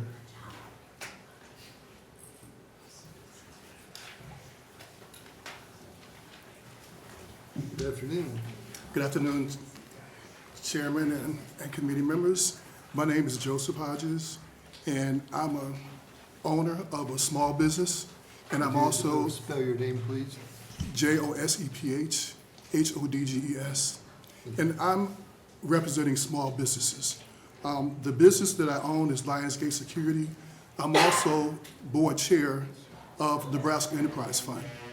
And that's kind of who I am right now, but I want to let you know where I came from and how your programs help my business to succeed at the level it's at right now. There are 33 million, or a little over 33 million small businesses. And we all know that small businesses are the largest employers in the country. Of those 33 million, 9% of those make over $1 million. And my business is one of those 9%. I started off in Omaha, Nebraska, and started off a small business until I met Nebraska Enterprise Fund. They gave me my first loan, and as a small business of maybe 5 or 6 people, what I had going for me was I was ex-military, so I'm retired military. I spent 35 years active in reserve. At the same time, I also spent 21 years on the Omaha Police Department. So my background was, for the most part, law enforcement and military. So as far as a business journey, of course, I would go into law enforcement or safety and security for the most part. And that's where that was my wheelhouse, that's where I was. So as a small business, I was kind of churning along on a hamster wheel, because if you're just starting off, there's only so far you can get. Because no matter what you do, you can't get to the next level unless you have funding. So Nebraska Enterprise Fund helped me out with my funding. So my first loan was, I think, $75,000. At that time, I was not bankable because all I had was my personal finance, and that was it. So with that $75,000, I was able to start my business. And in Omaha and in Lincoln and the state of Nebraska, you're competing with security companies around the whole world. The biggest security company in the whole world is here in Nebraska and in Omaha. So that's what I was competing with. So for me to be successful, I had to make my presence known. And what happened is, with that loan, I was able to do things like advertise, buy vehicles, and look a lot bigger and punch a little bit higher than I was supposed to for the most part. So it gave me visibility. Then I came back for my second loan because at that point, I needed funding to get to the next level of contracts. You can't get bigger contracts if you don't have the funding for it. If you have $1 million contract and you can't support the income for it, if you can't pay your employees, you will pretty much go bankrupt for the most part. So that's helped me get to a higher level as far as being able to compete with bigger companies. And right now, I compete with companies all over the world. And I'm pretty proud of that, and that's something you need to kind of look at what that came from as far as getting a loan from Nebraska Enterprise Fund. I would say, except for during the COVID time, my company itself put over $1 million in salary into the lowest economic areas in North Omaha and in the Omaha area. 68110 area, 6811111. So again, we went from having 7 employees to now between 130 and 150 employees. When you look at 150 employees, that's pretty much the top 10% of businesses in the whole country. If you look at me as a minority-owned business and a black-owned business, I'm in the top 2%. So what I would say is, in my opposition of cutting the funding, that funding made me who I am right now. As a board chair, I started off on the board of NEF, and as a board member, I was able to oversee a lot of loans because I was interested in creating other businesses like me. So when you look at the amount of money that was invested in me, $150,000, now I make well over $1 million a year. And with that money, I can actually help people. And when we talk about helping people come out of the situation they're in, I can offer a person that does not have a job a 40-hour job. I can hire a veteran because I'm a veteran and I surround myself with people like me as well. So we've been very responsible and very instrumental in hiring veterans and hiring people that have not been working for a while and people who are not on the employment rolls. So we're looking at creating taxpayers, and when you talk about true empowerment, to help somebody, you help them by giving them a job for the most part. And that we've seen people go from not having a job to all of a sudden they're buying cars and they're buying houses. Okay. Any questions? Very good. Senator Ramirez. Thank you, thank you. Yes. Thanks for being here today. Thank you. I will say I am a proud product of 68110. Awesome. I do know the Nebraska Enterprise Fund. I am wondering how it's intertwined with Agency 72. What monies do you get at the Nebraska Enterprise Fund? That's how I got my loan, my first loan, because at that time I was not And how does the banking. state fund that fund? It's not? And I can ask somebody else if you don't know how. Yeah, yeah. My understanding were there are private investors in that. Yes, fund. they are, yes. But they get money, okay, And from they're the state. state investors? Yes. Okay. Somebody prompt me that knows more about that can Okay. tell me what the balance is. Because I can't go that deep on it, I'm sorry. Thank Yes, you. ma'am. Of course. Yes, ma'am. And so you are the board of a CDFI, which receives state funding through BIA as well as local philanthropy. So think of traditional private foundations, family foundations. And That's so what you I'm are saying, able yes. to leverage those in order to have outsized impact, which I wanted to maybe just uplift in this letter that we have from Mr. Reef, who's the executive director, that for every dollar of the BIA funding, which is up for a $5 million sweep, you all are able to leverage $11.52 of additional funding, which has helped to create 2,300 direct jobs from that 2024 funding, as well as $1.17 billion annually. And so I think maybe this is more of a comment than a question, and I appreciate you being here, is that again, we have choices, and when we talk about what is important to us to invest in with all these competing priorities, if we invest in economic development in this way, we are seeing outsized impact, like what you named with your business, as well as what the agency Nebraska Enterprise Fund is doing. So thank you for your leadership as the board chair, and then you building your business and staying here in Nebraska, because you could go anywhere now too. I was born in New York also. So. Okay.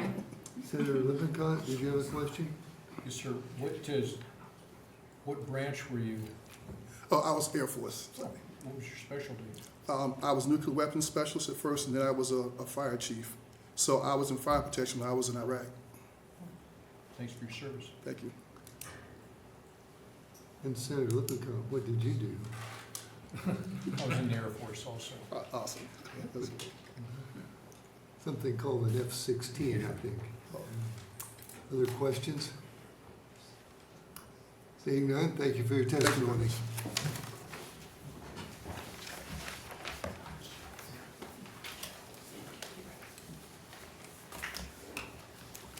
Sorry, I brought a case of paper with me. Next testifier, good afternoon. Good afternoon, Chair Clements, members of the committee. For the record, my name is Richard Byer. The last name is B-A-I-E-R. Most times you know me as a registered lobbyist with the Nebraska Bankers Association, but I appear before you today as my capacity with Invest Nebraska as their past chair and current board member emeritus.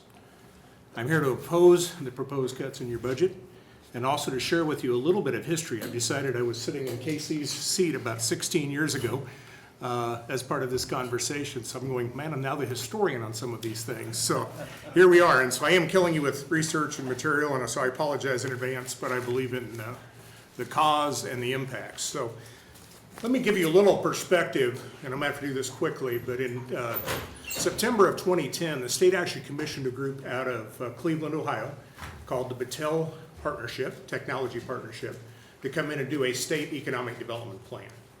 So that was September 2010, and they came out with a whole number of recommendations. And I would tell you, at the time, I was tasked by Governor Heineman to begin to implement those. And so what you'll see on the front page of my testimony is actually a comment from that study, and I'm going to read it because it's still pretty profound. It said, Nebraska's lack of technology-based economic development programs oriented towards entrepreneurship development, risk capital, and the translation of promising research discoveries into new companies and products is a glaring gap. And following that study, I was tasked at the time to creating solutions to address those challenges. What came out of that then was Governor Heineman's Talent and Innovation Initiative during the 2011 session. And that included a number of priorities to address as part of that study. The first one of those, if you begin to look at sort of how those stacked together, was actually the original Intern Nebraska program. So that goes back to 2011. It's been funded and tinkered with, but the original program goes back to 2011. We also then significantly modified and funded the Nebraska Site and Building Development Fund, which you've already heard about today. We did approve research and development tax credits to people, Nebraskans who were investing in startup companies. And then the final piece of our Talent and Innovation Initiative was the BIA. And you will see there the purpose of the BIA from the statutory language, but basically it was to improve and engage young people, especially as it relates to entrepreneurial development in the state of Nebraska. So here's where the history comes in, and again, I'm going to need to do this quickly, but if you look at BIA in particular, it does have 4 distinct components. The first one of those being the micro enterprise assistance, which you just heard a testimony about how that works. And I know, Senator Spivey, you and I have talked about that a number of times over the years as well. I would note, so that I make sure the bankers in the room are happy, the Nebraska Enterprise Fund also does get funding from the banking industry. So I just want to make sure and get that in there for the record. The second piece of the BIA is academic research and development, because what we found at the time was the state was doing a significant amount of research, but it was not translating into new companies. So we actually created a grant program for private companies to work with R&D researchers at the state of Nebraska. That's the second leg. The third leg was prototyping. So everybody's got a great idea, right? How do you create that into some type of a prototype, you know? And if you're not familiar with Grain Weevil, you might go out and look at them as an example. That's somebody that came up with a great idea in Nebraska, so that was one of those things that the prototype grant was really focused on helping those folks develop their idea. The next 2 pieces, seed investment in startup companies, which is where Invest Nebraska fits in. We actually contract with the state to help carry out that purpose. And then matching grants for folks who were getting federal SBIR and STTR grants. So that's kind of the BIA in a nutshell. What I would tell you is as we began to look at impacts from the organization, Senator Spivey, you were picked up on some of the numbers that I wanted to share, but what you saw in the mid-2000s, Nebraska was consistently ranked 49th or 50th in terms of both angel and venture capital investing. And fortunately for Mississippi, we weren't always 50th, otherwise we would have been because they were behind us routinely. But what we'll see today is some materials that I want to call your attention to, and I'm assuming they'll get those to you. But one of these documents actually shows the increase in venture capital investments from 2012 to 2022, which is right after this legislation went into place. So I'm a believer that you follow the dollars and follow the investment and follow the research to know what real impacts are. More recently, Invest Nebraska commissioned the Bureau of Business Research here at the University of Nebraska-Lincoln to come out and do some research and understand the impact of these BIA funds. What I'll point to, and it's the numbers that you were quoting, Senator, is that since 2011, the cumulative state investment into the BIA efforts is $56.8 million. It now generates a $1.1 billion annual impact to the state of Nebraska. I would tell you, if you could find any other program to get that kind of a return on investment, we would be lined up down the street trying to make those investments. I see I've got the red light. I hope to get some questions. Senator Spivey. Thank you, Chair, and thank you so much for being here. I appreciate the chart around even just the venture capital and type of investment. I actually have a bill, LB 100, that looks at diverting some dollars to do some of that. And again, thinking about how do we invest in our economy so that we can see a strong return. And I also appreciate the context because I was in college when all that happened. So, yeah, I'm the old guy now. I'm the fossil. Yeah. I'm the fossil at the table. So, you know, as we think again, and I've said this to Director, that we have priorities and we're going to have to make cuts, and what are we prioritizing in this type of environment? And so, like, in your professional opinion, and have been a part of these conversations going, like, what are the implications of what's in front of us, and like what decisions would you make around cuts or not? Like, what would that look like if we want to continue to grow our economy and truly invest in economic development here? Senator, it's a great question. I give a lot of thought to it when I drive up and down the highways and byways of our state. As I think about it in two pools. One is expense and the other one's investment. I see programs like the BIA investing in the future of our state. They're the kinds of things, I would throw the Intern Nebraska program in there as well. They're things that are investments in the future of our state. They're bringing people here. They're bringing new dollars to the state. That's one of the challenges for our state going forward, is how do we make sure we're bringing new economic activity from outside our state borders?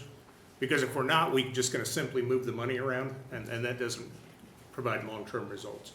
So I really think about it as an investment, and what are we doing that will bring in new dollars, retain young people, or more importantly, bring in new people. And so I think about things like virtual incision, which Invest Nebraska has been a part of down at the campus, down on the Innovation Campus. I mean, they just sent their product up to the space station for testing.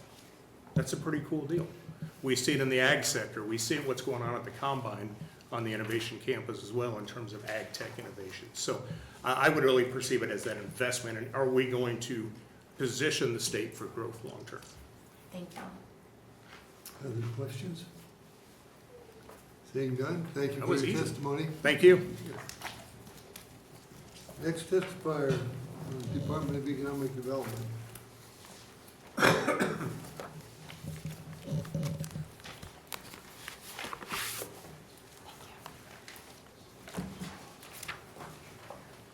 Good afternoon.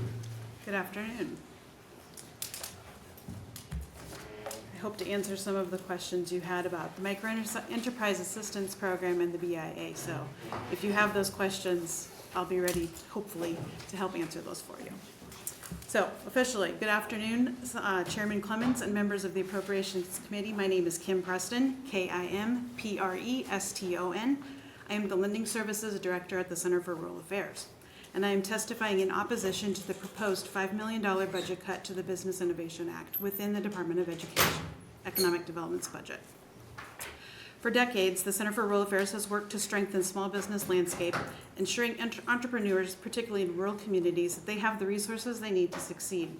Small businesses are the backbone of rural Nebraska, driving economic vitality by creating jobs, filling community needs, and keeping dollars circulating locally. As a founding member of the Nebraska Small Business Collaborative, we partner with Catholic Charities, Community Development Resources of Nebraska, and Nebraska Enterprise Fund to provide loans and technical assistance to entrepreneurs who may not qualify for traditional bank financing. The Business and Innovation Act is a cornerstone of this work, particularly through the Microenterprise Assistance Program. This collaborative has been the official recipient of funding for the Microenterprise Assistance Program since its inception in 2012. The impact of this funding is clear. I did include a couple of small business examples in my packet, so you can take a look at those.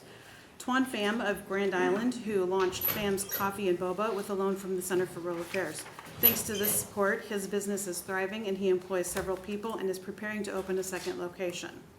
Similarly, Maria Arias purchased Laundry Mix in Grand Island, along with the building that it operates in, turning her laundromat into a vital community hub for community members and a launching pad for 6 more small businesses housed within her property. Beyond the individual success stories, data underlines the importance of the Microenterprise Assistance Program.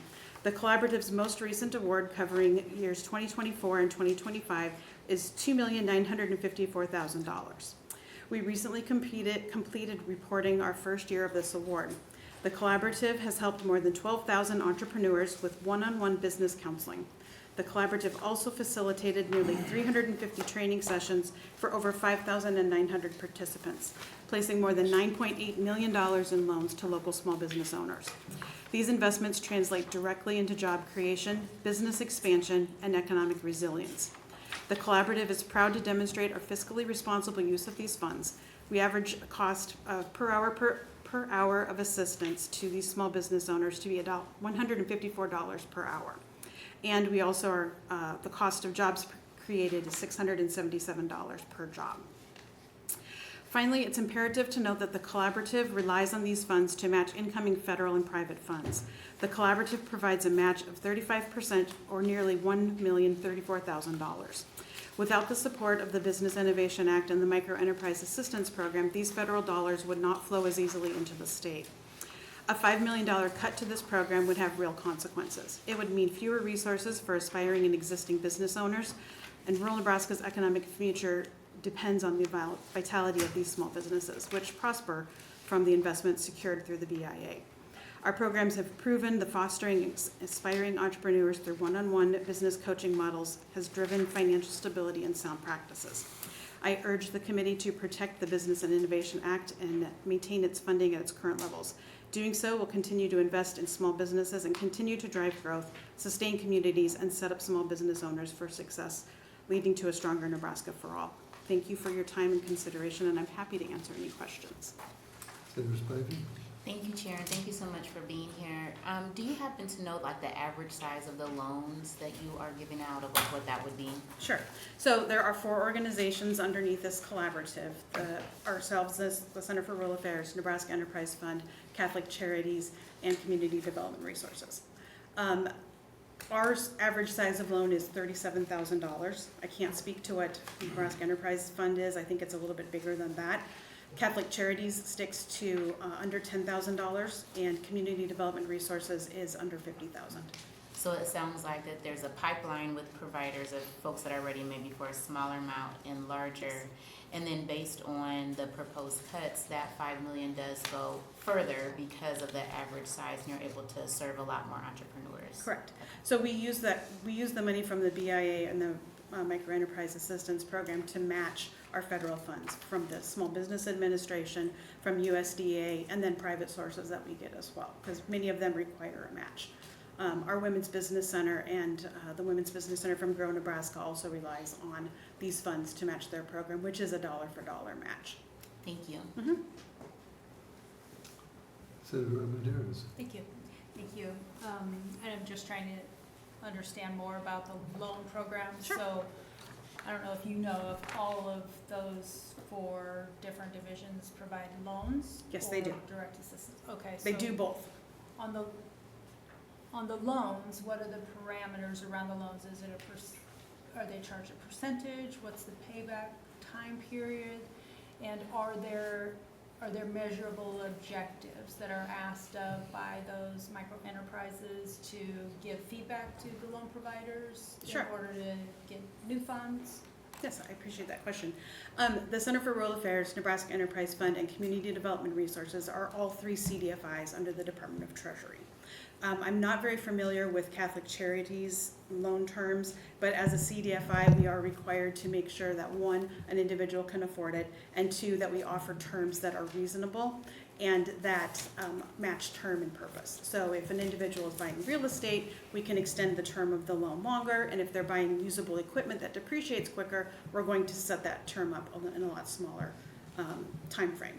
As far as interest rates, we try to remain competitive with banks. We are just a little bit above the bank because we do serve a target market, and we want to make sure that our loans dollars are used appropriately for individuals who really need them, and that's the unbankable small business owner. I think my top interest rate for the Center for Rural Affairs, our top interest rate is 10.5%.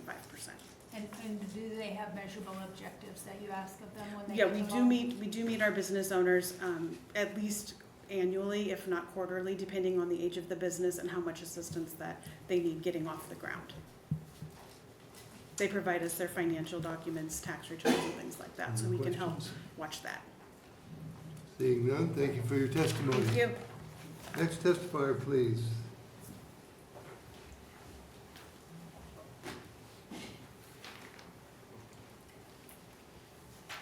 Good afternoon.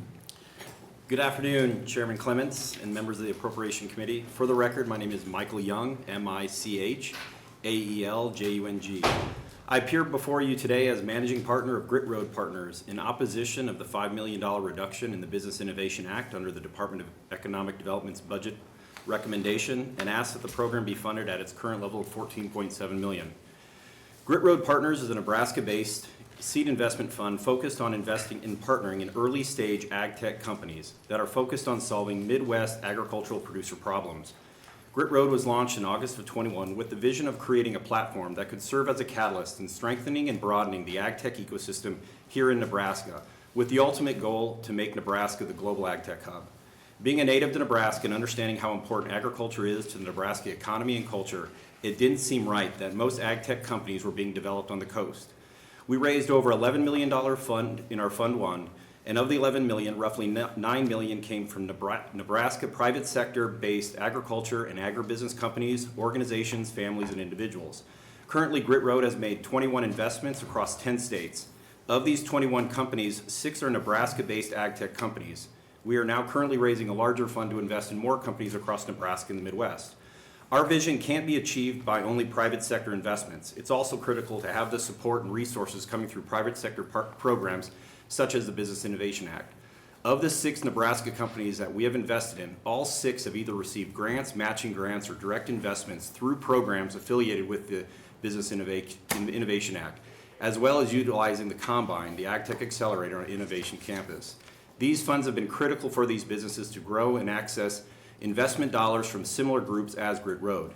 This combination of public and private sector support has helped accelerate and highlight Nebraska's ability to produce high-quality ag tech companies nationally. For example, in 2022, the American Farm Bureau Ag Innovation Challenge selected 3 Nebraska ag tech companies as their top 4 most innovative companies, with Grainweevil winning the challenge and Bird's Eye Robotics getting runner-up. The Business Innovation Act has also served as an incentive to lure non-Nebraska-based startups to relocate in Nebraska. Grit Road recently invested in a company based in Argentina that has created a feedlot management solution. They were exploring moving their headquarters to Colorado or Nebraska. They ultimately decided on Nebraska. They've moved their offices to the Combine and are now proud to have new business cards with Nebraska as their new home office. In conclusion, the Business Innovation Act is an important and significant driver in supporting startups and entrepreneurial growth in Nebraska. We need funding through the Business Innovation Act to continue allowing Nebraska to remain competitive and relevant in this new tech-driven economy.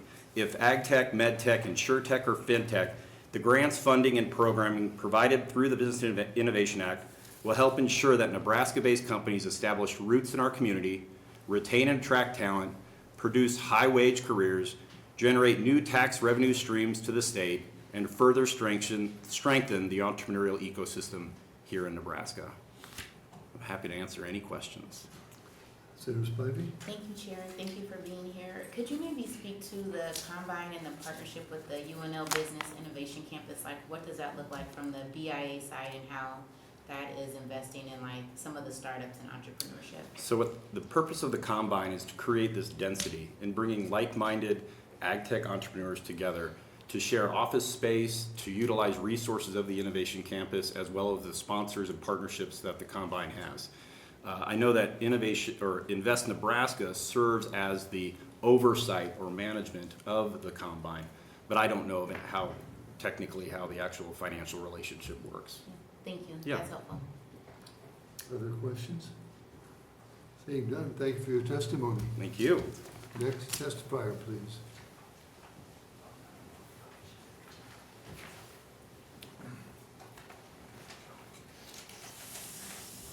Good afternoon. Hi, how are you? Good. Good afternoon, Chairman Clements and members of the Appropriation Committee. My name is Tom Bliss. It's Tombliss, and I am the Executive Director of the Southeast Nebraska Development District, or SEND. I appear before you today on behalf of SEND and the Nebraska Regional Officials Council, or NROC, in respectful opposition to the proposed budget for Agency 72, the Department of Economic Development. SEND is one of 8 development districts in the state, serving 16 counties in the southeast corner of Nebraska, including rural Lancaster County. NROC is the association representing Nebraska's 8 economic development districts and provides coverage to all 93 counties statewide. I am grateful to you and the legislature for providing essential funding to the districts in previous years. Since 2019, these resources have helped SEND support 152 projects totaling nearly $58.8 million across 13 senatorial districts. These include constructing or rehabbing 367 houses, assisting 726 businesses, providing small business financing that resulted in 337 jobs created or retained, and contributing to improving the quality of life for roughly 35,000 Nebraskans. This is a $57.8 million gain on the state's investment, or a 6,300% return on investment. 2 projects that I would like to draw attention to are the Endicott Clay Road improvements in Jefferson County and SIN's broadband efforts. Endicott Clay Products is based in Jefferson County, south of Fairbury. Endicott is a nationally recognized thin brick, paver, and tile manufacturer that supplies products through hundreds of distributors and precasters throughout the United States and Canada. The company employs 305 full-time employees and is a third-generation owned company that celebrated 100 years in business in 2020. Partnered with Endicott, the Jefferson County Commission, the Nebraska Department of Economic Development, and the U.S. Economic Development Administration, SEND secured $3.2 million to pave 1.6 miles of road. Previously, the plant relied on a pitted road and a floodplain. So whenever the Little Blue River flooded, the road became impassable and production had to stop. Additionally, Endicott routinely lost products as brick and pavers cracked or were broken due to the uneven and rough road. The improvements did 2 things. They allowed Endicott to move forward with a $6 million expansion, which was phase 2 of phase 3, and greatly reduced damaged product, which saved them money. This project had been discussed for a decade before SEND identified a solution. The second activity is SEND's involvement with broadband. Between 2020 and today, the district has secured over $2 million in federal resources to assist marginalized Nebraskans, such as seniors, rural, and low-income families. Furthermore, with the Broadband Equity Access and Deployment, or BEAD, was announced, SEND staff submitted over 90,000 challenges to the FCC, which contributed to the state receiving an additional $200 million in BEAD resources. I'm extremely proud of Nebraska's development districts and the work we do. And what makes each of us special is we are unique organizations working to address local needs and gaps in services. For example, SIN's priorities are housing, broadband expansion and literacy, small business financing, disaster recovery, community engagement, and capital improvement investments such as streets, parks, water, and wastewater. However, every district has the latitude to identify and determine their own priorities, which reflects Nebraska's shared culture of community and local control. Thank you, Chairman Clements and members for your consideration for the partial restoration of funding for NROC. And we ask you to consider restoration to the full funding of previous budgets to ensure quality economic development across Nebraska. And I am glad to answer any questions you may have. Senator Dorn? Thank you, Senator Clemens, and thank you for being here, and maybe I should ask some of the other people, I don't know. When these loans are approved, or when they go out, or as they're used, when the money is paid back, what happens to that? Does it go back to the department, or does it go back in a pool so that it's now used again, or what happens when, I call it the loan is, as the loan is being paid off, what happens to that fund, those funds? So we don't manage any of those funds in particular. You may be able to say. But no, Senator, we don't, SIN doesn't operate. We have 4 other loan programs that we use. Okay. Those are EDA and USDA funded. That's why I said I should have probably asked somebody earlier, yeah. So, thank you. We can check with the director later, too. Other questions? Seeing none, thank you for your testimony. Next testifier.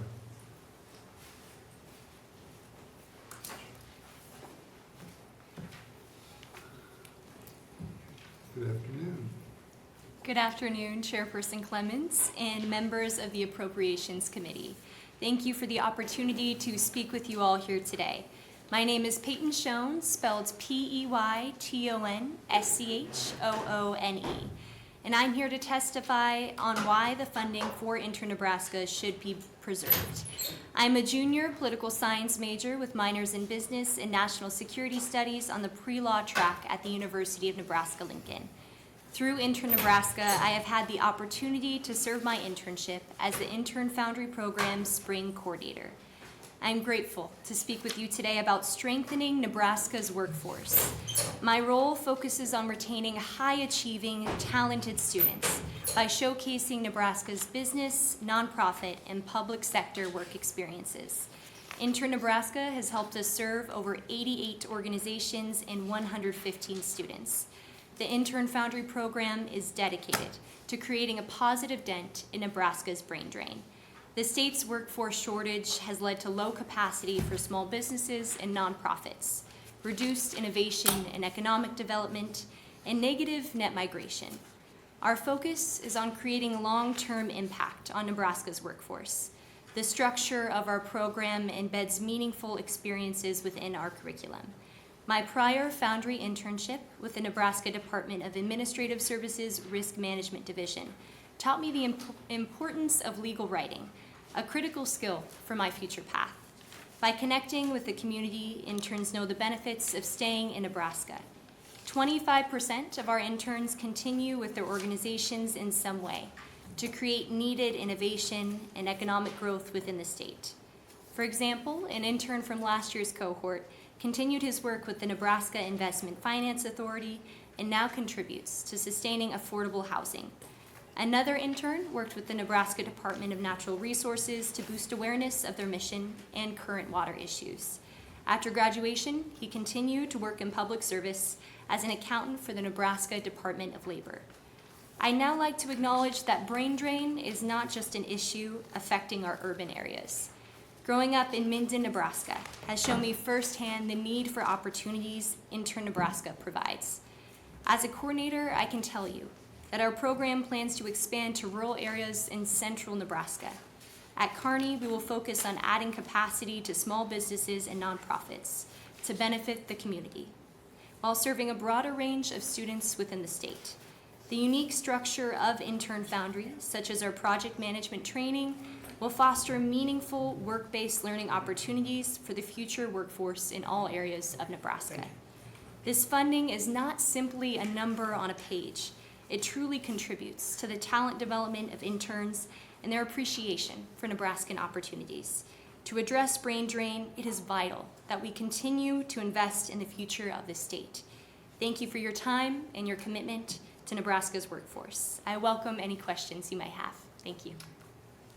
Other questions? Seeing none, thank you for your testimony. Additional testifiers for Department of Economic Development. Budget. Good afternoon. Good afternoon, Chairperson Clements and members of the committee. My name is Carol Bodine, C-A-R-O-L-B-O-D-E-E-N. I'm the Director of Policy and Outreach for the Nebraska Housing Developers Association. The Nebraska Housing Developers Association is an organization with over 70 members from across the state. Our mission is to champion affordable housing. Our members include both nonprofit and for-profit developers and organizations. On behalf of NHDA and its members, I come in support of the Department of Economic Development and their work in leading the valuable programs that help our state succeed and exceed in so many ways in a very competitive and global economy. Our organization especially appreciates the hard work and diligence that the department has shown and continues to show in administering the housing development and housing assistance funds in Nebraska. The website for the department's housing division states that living here is just as important as working here. This correlation between workforce shortages and housing needs has become more clearly defined during these past few years. It is apparent that we now realize that housing development is a crucial piece of economic development. These integral housing development programs, which some of these I've highlighted on the handout, the Nebraska Affordable Housing Trust Fund, the Rural Workforce Housing Fund, and the Middle Income Workforce Housing Fund. And then in addition, the department administers funding from the Department of Housing and Urban Development, which assists our state to both increase and preserve the supply of rental housing for extremely low-income families, including homeless families. Some of you were here in December when Senator Dover introduced LR 416, his interim study on the effectiveness of Nebraska's housing programs and what we could do to improve upon these efforts. As a result, the Senator and the department have been working with all of us to explore ways to modernize the Affordable Housing Trust Fund, our state's longest-running housing program. We appreciate DED's responsiveness in this process and look forward to what this will accomplish. We also express our appreciation to you as the Appropriations Committee as you work through this challenging budget process. We do not support the transfer of funds out of the Affordable Housing Trust Fund and out of the Rural Workforce Housing Fund. We feel that those funds should be directed toward housing, and we definitely feel that we cannot afford to fall further behind in our work to address our state's housing shortages. We applaud the committee for keeping this in mind as you work on this biennial budget. In summary, we appreciate the work that DE does for our state, and we thank the legislature for its support as well. I'm happy to answer any questions. Other questions? I see the Workforce Housing Fund showing 4 years worth of funding is $58.5 million. I understood that was a revolving type fund. Do you know how much is still there to be able to revolve? Those funds actually, once they go out of the department, they become revolving within the investment funds within those grantee communities. So I know that the department receives annual reports on that as to what those balances are. And so some of that information could be obtained to report back to you, but it does not come back to the department itself.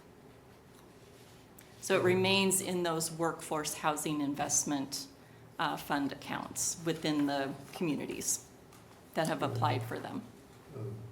Okay, we can get that from the Okay, and yeah, and not all of them are fully revolving. Some of them have gone out in some direct assistance, but for the most part, they are revolving investment funds. There's not a revolving requirement then? I don't believe it is a requirement. I believe that the more that those funds can show that they are revolving leads to the competitiveness of the application. All right. Other questions? Seeing none, thank you for your testimony. Okay, thank you so much. Next testifier. Good afternoon. Good afternoon. Chair Clements and the members of the Appropriation Committee, my name is Brian Sloan, B-R-Y-A-N-S-L-O-N-E. I'm president of the Nebraska Chamber of Commerce, and I'm testifying on behalf of the Nebraska Chamber, the Greater Omaha Chamber, and the Lincoln Chamber today in opposition to two items. One, the proposed transfer of remaining funds from the Intern Nebraska Cash Fund, and two, the proposed reduction of $5 million in the Agency Appropriation for Business Innovation Act.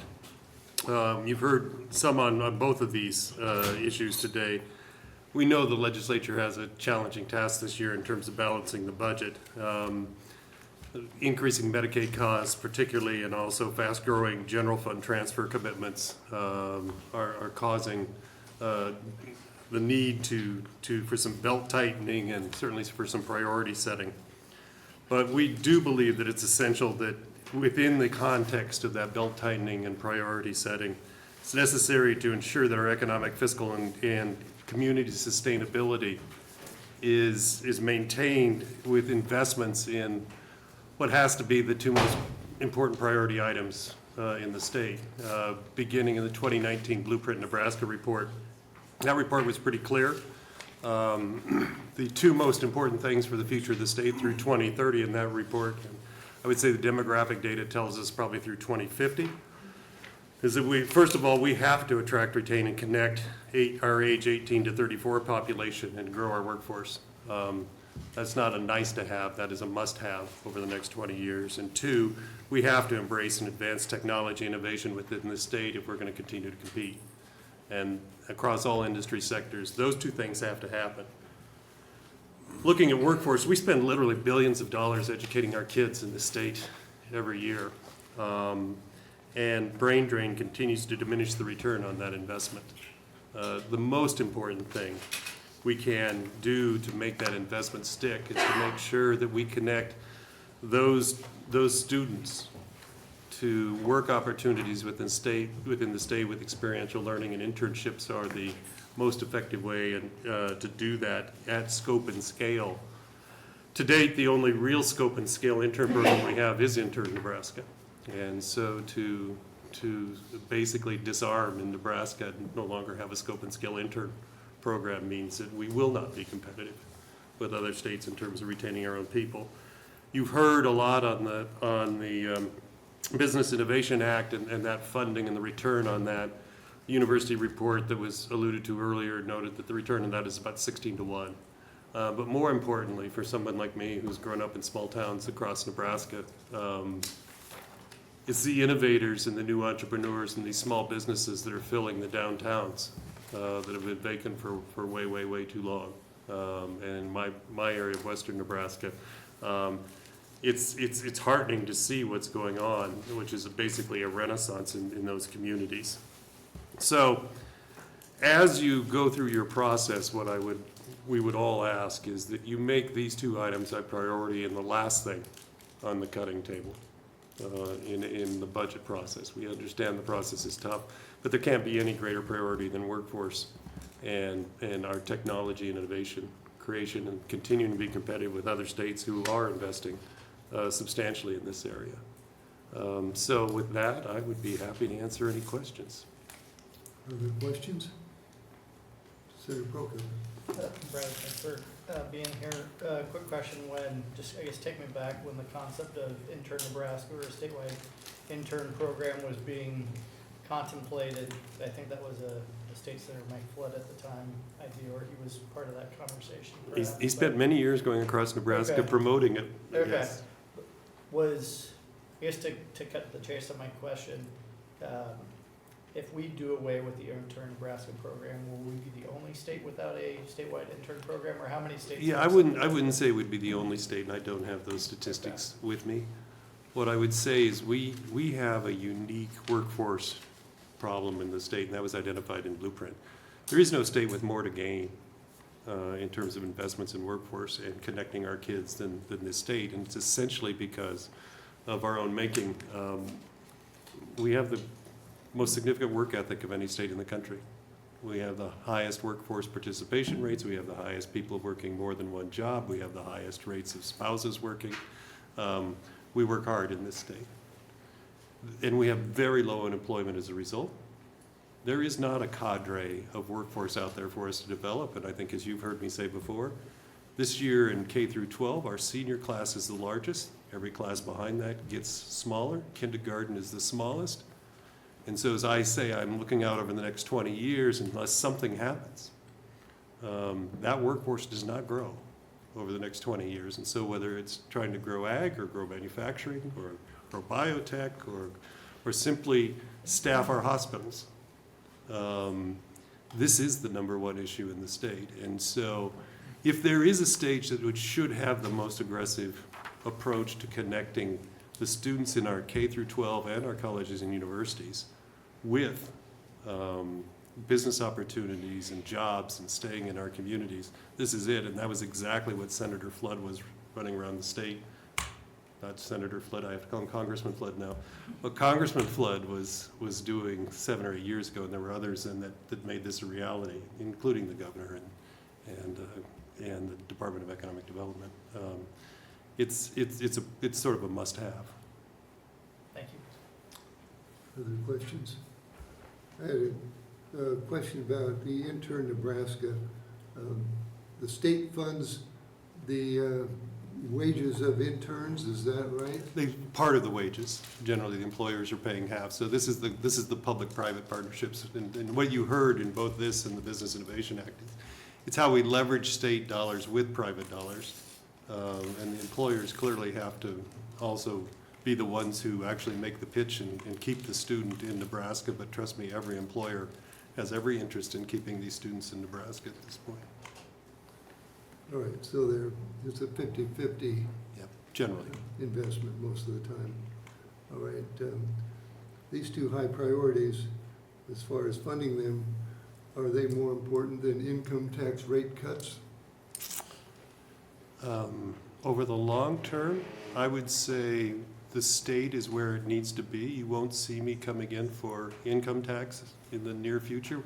It's important we stay competitive. I think the bill in the first year of this administration made us competitive. I do think the ability to sustain those cuts over the long period or even to reduce property taxes any further. I mean, I think this comes before any further property tax reductions, any new property tax reductions. Because in order to sustain it, the economy's got to continue to produce the revenues necessary to do this over the next 20 years, which means the workforce has to be stable. And Senator Clemens, as you know, I'm an accountant by trade. And while most people rush to the income statements, I go to the balance sheets. I like to run businesses based on balance sheets and understanding what my assets and my liabilities are. And right now, our technology and workforce is that left side of the balance sheet. Okay, thank you. Other questions? Seeing none, thank you for your testimony. Thank you very much. Next testifier.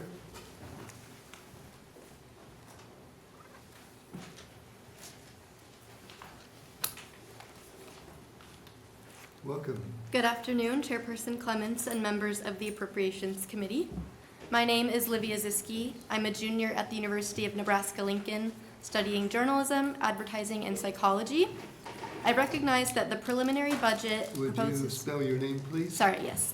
Livia Ziskey. Thank you. You're welcome. I recognize that the preliminary budget proposes to cut funding for the Intern Nebraska program, and I'm grateful for this opportunity to share why this vital investment in Nebraska's workforce should be preserved.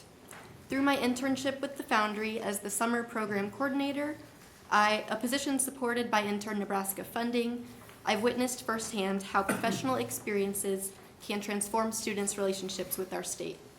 I'd like to share 2 messages with you today. First, Nebraska needs to invest in its young people. Brain drain is a growing issue, and programs like Intern Nebraska help combat this trend of outmigration.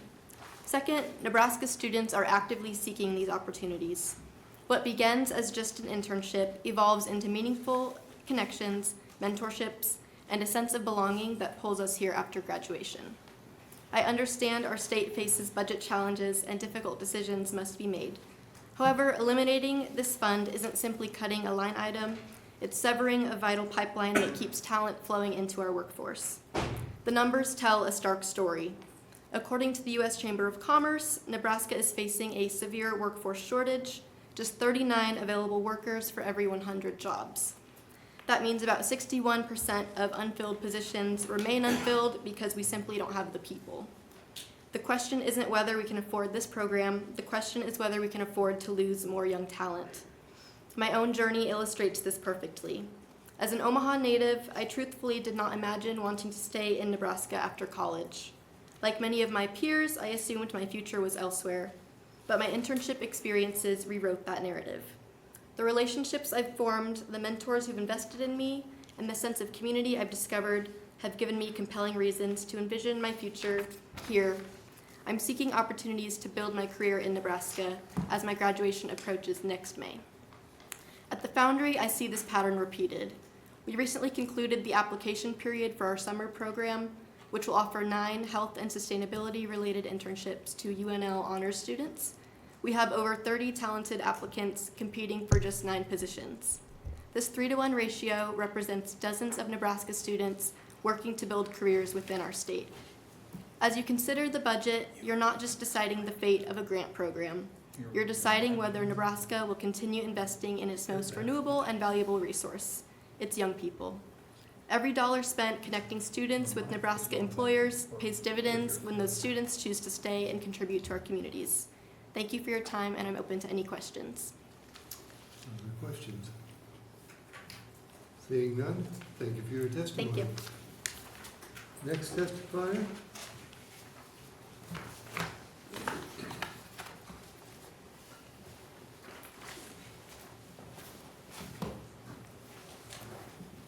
Good afternoon. Good afternoon, Chair Clements and members of the Appropriations Committee. My name is Edward Dunn, E-D-W-A-R-D, D-U-N-N, and I represent West Central Nebraska Development District, one of the 8 regional economic development districts in the state, as their executive director. Excuse me. I testify before you today in respectful opposition to the proposed budget for Agency 72, the Department of Economic Development. As an advocate for the hundreds of thousands of Nebraskans whose livelihoods and communities depend on thoughtful investment in rural economic development. West Central Nebraska, with its rich agricultural heritage and resilient communities, sits at a critical crossroads. Our region faces challenges that many rural areas across America confront: population decline, aging infrastructure, limited access to capital, and the ongoing challenge of creating sustainable economic opportunities that keep our young people at home. Yet despite these challenges, I see tremendous potential. Our communities possess natural resources, a strong work ethic, entrepreneurial spirit, and a quality of life that cannot be matched. The economic development funding that this legislature has previously allocated represents one of the most significant returns on investment in our state budget. I'd like to share a few of those some concrete examples. In communities like North Platte, Ogallala, Cozad, Imperial, and Binkelman, state economic development funds have leveraged millions in private investment, creating jobs with wages that now are above the regional average. Small business incubators supported by these funds have helped launch dozens of local enterprises, from value-added agriculture ventures to technology companies that can operate anywhere with now high-speed internet. Housing development programs have addressed critical workforce housing shortages, allowing businesses to expand and hire. Business succession planning initiatives have kept main streets alive by transitioning retiring business owners to new local entrepreneurs rather than closing storefronts. Each dollar allocated by the state typically leverages between $7 to $10 in additional investment from private, federal, and philanthropic resources. This is not spending. It is investing in Nebraska's future. The impact of these investments extends far beyond economic metrics. When we support rural economic development, we are preserving a way of life. We are ensuring that families can remain rooted for generations in the communities they love. We are maintaining schools, hospitals, and local businesses that serve as the backbone of rural Nebraska. Economic development funding supports the innovative adaptations our communities are making to remain viable in a changing world while preserving the values and qualities of life that make Nebraska special. The cost of cutting. Some may view economic development funding as an optional expense in tight budget times. I respectfully suggest that the opposite is true. Reducing these allocations would create costs that far exceed any short-term savings. Without continued investment, the pattern of rural population decline will accelerate, creating smaller tax base and greater per capita costs for essential services. The loss of rural population impacts our entire state's representation and influence nationally. Healthcare, education, and other essential services become less sustainable with each business closure and each family that leaves. The cultural and social fabric that has defined Nebraska for generations may begin to unravel. West Central Nebraska stands ready to do its part. Our communities have skin in the game, contributing local resources, volunteer hours, and innovative ideas to maximize the impact of state funding. We're not asking for handouts, but for partnership, a recognition that rural Nebraska's prosperity is integral to our state's overall well-being. I urge this committee to maintain and, where possible, strengthen the budget allocations for rural economic development. These investments yield returns that benefit all Nebraskans, whether they live in Hagler, Sumner, Arthur, Omaha, or Lincoln. In closing, I invite each of you to visit West Central Nebraska to witness firsthand the impact of these investments and the potential that exists for future growth. See the businesses opening or being revitalized on our main streets, these young families moving back to their hometowns, and the innovation happening in our agriculture sector. The decisions you make about funding will echo for generations. On behalf of the communities and citizens of the 18-county, 58 incorporated community footprint, which I am the executive director for, I thank you for your thoughtful consideration, partial restoration of dollars in the proposed budget, and your service to our state. I would ask that you consider full restoration of dollars to the economic development districts, and I'm happy to answer any questions you may have. Any questions? Senator Gilbert. What specific cuts are you referencing? The cuts to the economic development districts, the 8 economic development districts in the region. The pre-COVID rate was 750, post-COVID rate, 750,000 per, and then post-COVID rate is $1 million, and I think the proposed cut is going back to that 750,000. That doesn't seem like a lot. We're talking about hundreds of thousands of dollars versus the millions that everyone else is talking about, which is why I think it's integral for us to maintain that. Perfect example, if I may expand on that slightly, is just that small amount, that $37,000 difference per district. That million goes divided between the 8 districts currently. That $37,000 difference from 750,000 to $1 million is one staffer. That's an additional staffer I can employ to reach more of our districts and not stretching our current staff and workforce. Thank you. Yep. Other questions? Seeing none, thank you for your Thank you, Chair and testimony. Senators. Next testifier. Good afternoon. My name is Michelle Weber, MICHELLEWEBER. I'm here today on behalf of the Nebraska Economic Developers Association. We want to echo the Chamber's comments regarding opposition to proposed cuts for Nebraska and for the Business Innovation Act, and also the comments from the Nebraska Housing Developers Association in opposition to sweeps of workforce housing and affordable housing funding. Today I'm here primarily to underscore the importance of the Site and Building Development Fund and the role that it plays in economic growth in our state. As you heard, $9 million was swept from this fund last year, and this year there's a $4.5 million proposed transfer to the NC3 initiative. We appreciate the director's explanation that more than $30 million of the $37 million balance is otherwise obligated. The Site and Building Development Fund provides critical funding for land and building acquisition, building construction or rehab, site preparation, infrastructure improvements, engineering and design costs, and planning. It also supports the pre-approved costs necessary for development of industrial-ready sites and buildings, and by leveraging this state investment with private sector contributions, this fund helps Nebraska communities attract and retain businesses, create jobs, and enhance economic development. Since 2017, SBDF has played a role in helping multiple businesses across the state, leveraging hundreds of millions in private capital, resulting in significant job creation and retention.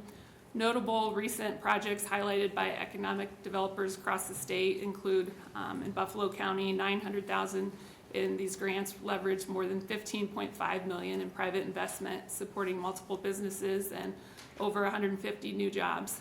In Norfolk, $1.5 million in site and building development funding helped to enable infrastructure improvements, facilitating over $400 million in business investment and major employer expansions. In Lincoln, $1 million in these funds helped to drive $225 million in new business investments, supporting key employers like Huddle, Spreetail, and Duncan Aviation.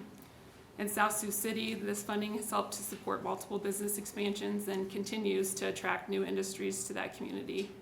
In York County, $450,000 in these funds supported expansions for Clue Inc., Preferred Popcorn, Live Farms, leading to millions more in private investment. And in Falls City, funded initiative will provide for electrical grid upgrades and improved reliability and establishment of a business park development. All of these examples are meant to highlight the effectiveness of stimulating private investment, retaining, creating jobs, and strengthening Nebraska's competitive business climate. The demand for this program remains very high, and we urge the committee to continue funding the SBDF and to support the economic prosperity for communities across our state. Thank you. Other questions? Seeing none, thank you for your testimony. Next testifier.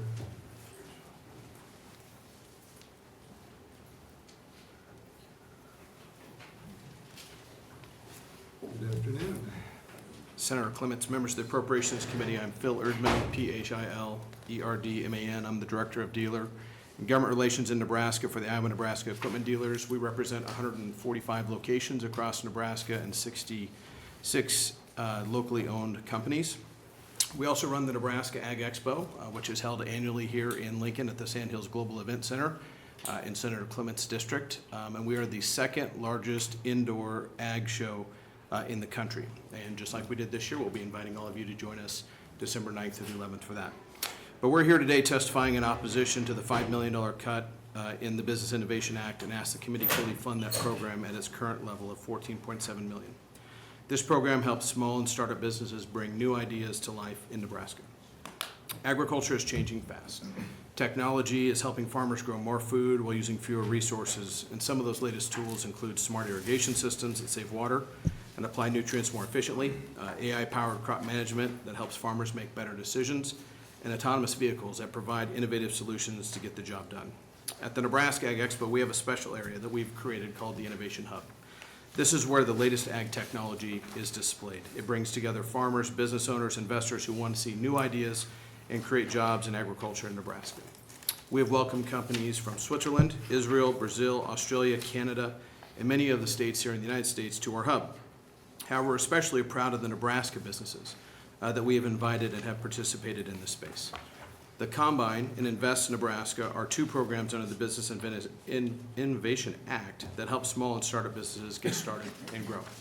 And some information that I've provided to you from the Combine specifically, they have helped 14 new companies this year alone, in 2024, bringing their total portfolio to 38 companies that they're serving here in Nebraska. These companies have created 68 jobs, raised over $40 million in private investments and grant. And so a reduction in the Business Innovation Grant could lead to lost jobs, lost investment, the loss of opportunities for these new businesses, as well as the expertise to support them. And instead of attracting these new companies and seeing them grow in Nebraska, we may end up pushing them to other states or areas. Nebraska has everything a company needs to succeed in ag technology. When businesses look for a place to grow, they want a strong market for their products, opportunities to evaluate and to develop their ideas, and support from experts in their field. By maintaining the funding for the Business Innovation Act, we can help small and startup businesses grow, create jobs, and keep Nebraska at the front of agriculture innovation. Thank you for your time in considering our request. Senator Spivey, you had asked about the structure of the Combine and how that operates. So the Combine receives its technical support from Invest Nebraska, as you heard earlier from Mr. Young.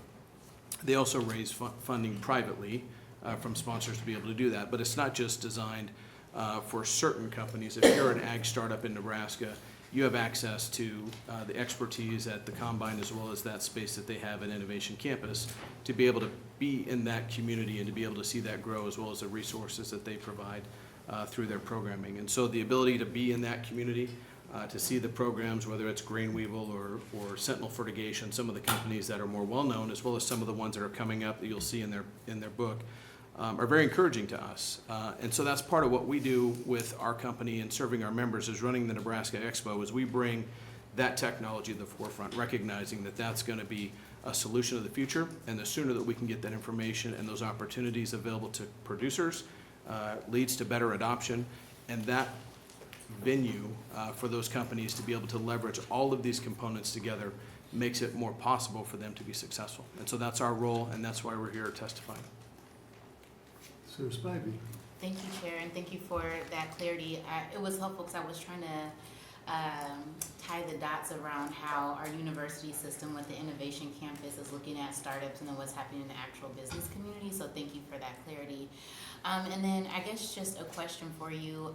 So when you think about like industry and where Nebraska can lead, and lots of geographies are vying for different positions within industries, do you think that these types of programs will position us to be a leader in ag tech nationally, where we can attract businesses but also kind of grow our own? Yeah, for sure. So our company, so we represent equipment dealers, but we have full-time staff right now that are traveling to these different shows, these different events, and talking to companies around the world. And what you heard similar from Mr. Young was they'll start out on the coast, usually on the West Coast, looking at very intense cropping, vegetables, vineyards, those things. And then their ultimate goal, a lot of them, is to get to commercial stage where they're going to come to the Midwest. And what we have built within our strategy is to try to leverage all of those opportunities, recognizing that if we bring you here and you want to develop your company and reach that market, what do you need? Well, you're going to need a place to work. You're going to have a network, a dealer network, or some type of connection to be able to reach those customers. And you're going to have individuals in the marketplace that are going to be readily available to support you in that effort. And so I think that's what we see as an opportunity. While the numbers look like you're in the middle of the pack, I think we're at a point where the momentum is in our favor. We also run a similar event in Iowa.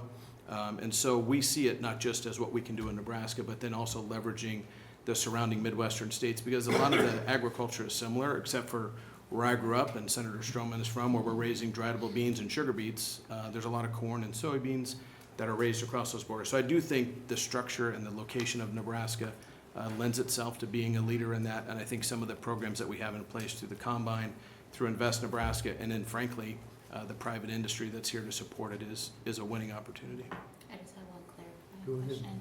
I've talked to Senator Stroman about coming out and traveling, so I'm going to have to come visit y'all out there because I'm a city girl. But so outside of kind of what you're doing for the business ecosystem, I think sometimes as we talk about economic development, some of those other pieces are missing. Like, why would I move? We have a lot of folks from New York, or like, what brings you here? And so have you seen with your business owners any talk around like our education system, our housing, like the affordability, like are there other factors that are in our market and landscape that say this is also what makes it prime outside of the ecosystem that you have built? Yeah, for sure. Those are great questions. So now just a couple examples. We have a dealership, or we have a individual that works for one of our dealerships that started his own daycare in their community, and they're funding it out of their own investment and retirement funds because there was a lack of demand or lack of opportunity and a high demand, because that affects their ability to recruit and retain the talent that they need. We have another group that is actually funding their own housing opportunities for their employees to make sure that they have those opportunities. And so when we bring this, come to these conversations, we don't come to it and just say, hey, we care about ag tech. You can't have ag tech without the expertise, without the investment, with all of those things, and they all have to add up, just like we've talked about and heard through a number of testimonies today. So yes, we're at the table. We may not be at this table at every one of those conversations, but we're definitely a part of that. I think a lot of times our members and the folks in our industry are like to be left alone, and they're going to solve their own problem. And I think to some extent that probably bodes well for them, but I think it also probably removes us from partnerships and opportunities that we're missing. But I do think it is something that's forefront. I appreciate you asking. I want to make sure that that's clear, but it is definitely something that we're working on. Thank you. And I just asked because we literally had this conversation on the floor today just around what our priority is going to be and what do we need to invest in. And I think sometimes we silo out those issues versus thinking comprehensively. So I appreciate you being able to show how economic development and ag tech also need a priority around childcare, housing, and some of those other For sure. pieces. So thank you. Yeah, thank you. Other questions? Seeing none, Thank you. thank you for your testimony. You bet. Next testifier, please.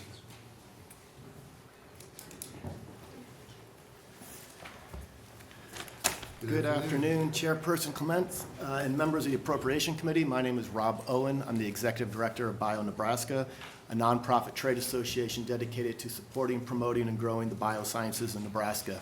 With over 130 member organizations across the state representing the human health, animal health, agriculture, renewable fuels, and biomanufacturing sectors, so we're pretty diverse. Our membership. How do you spell your name? Oh, I'm sorry. It's R-O-B, Rob Owen, R-O-B-O-W-E-N. Thank you. It's right there in front of me. Membership also includes Virtual Incision, which was a company that was just previously referenced. On behalf of Bio Nebraska and its membership, I'm here testifying in opposition to the proposed $5 million cut in funding to the Business Innovation Act. The BIA has been nothing but a success story for the state, our economy, and Nebraska companies. In fact, I believe it's been a competitive advantage that the state has over our neighboring states in attracting companies here and retaining companies. We've already talked about the UNL report, talking about the data and the positive outcomes of the BIA, but since 2011, 123 BIA awards have been directed to agricultural companies. That total is roughly $10 million. 102 BIA awards have been directed to bioscience companies, totaling roughly $12.3 million. As a result, more than 500 jobs have been created in these two sectors with average wages of over $60,000. As we've talked about in the big picture, the state's invested $57 million since 2011 with a return of $1.17 billion. And if I'm not mistaken, those numbers in the report are for what the companies have reported. So there are companies who have not reported, so I'm sure those numbers would actually go up. There's been a lot of talk over the last couple of years in Nebraska about Nebraska being the bioeconomy state. We have the feedstock, we have the water, reliable, affordable power, quality workforce, maybe not quantity, but quality. But I don't think that's enough. The state needs to play a bigger role with providing resources like some of our surrounding states. For example, Illinois. Illinois has the Illinois Fermentation and Agricultural Biomanufacturing Hub, or IFAB. This consortium is led by the University of Illinois and brings together over 30 partners to address the growing demand for fermentation and biomanufacturing. In 2024, the state announced $680 million in combined cash, match, and strategic investments for public and private partners for IFAB. South Dakota State University opened up the Poet Bioproduct Center in 2023. The 45,000 square foot facility was made possible through $20 million in state funding and $5 million from Poet. Additionally, the state provides $500,000 annually in operational costs. This same sort of investment is going on in Kansas and Iowa. If Nebraska wants to be the bioeconomy state, the state needs to invest money and resources to make that happen. Otherwise, Nebraska will be left behind, as evidenced by the work taking place in Illinois and South Dakota. Cutting BIA funding is not a step in the right direction. In fact, it's a step in the wrong direction. The BIA is a great investment for Nebraska, and its returns have been outstanding. In a time when budgets are tight, it seems prudent to invest the state's money in programs that generate revenue for the state, grow the economy, produce high-quality, high-wage jobs, and promote innovation and research. For these reasons, Bio Nebraska would like to see this committee reinstate and fully fund the BIA at $14.7 million. I'd like to go back to that gentleman who was testifying during the State Tourism Commission funding. He said there's a time to cut and there's a time to invest. With the BIA, it's time to invest.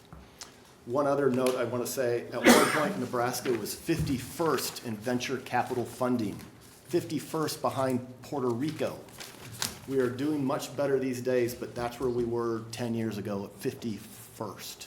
So with that, I thank you for your time, and I'm happy to answer any questions. Questions? Seeing none, thank you for your testimony. Thank you. Next testifier.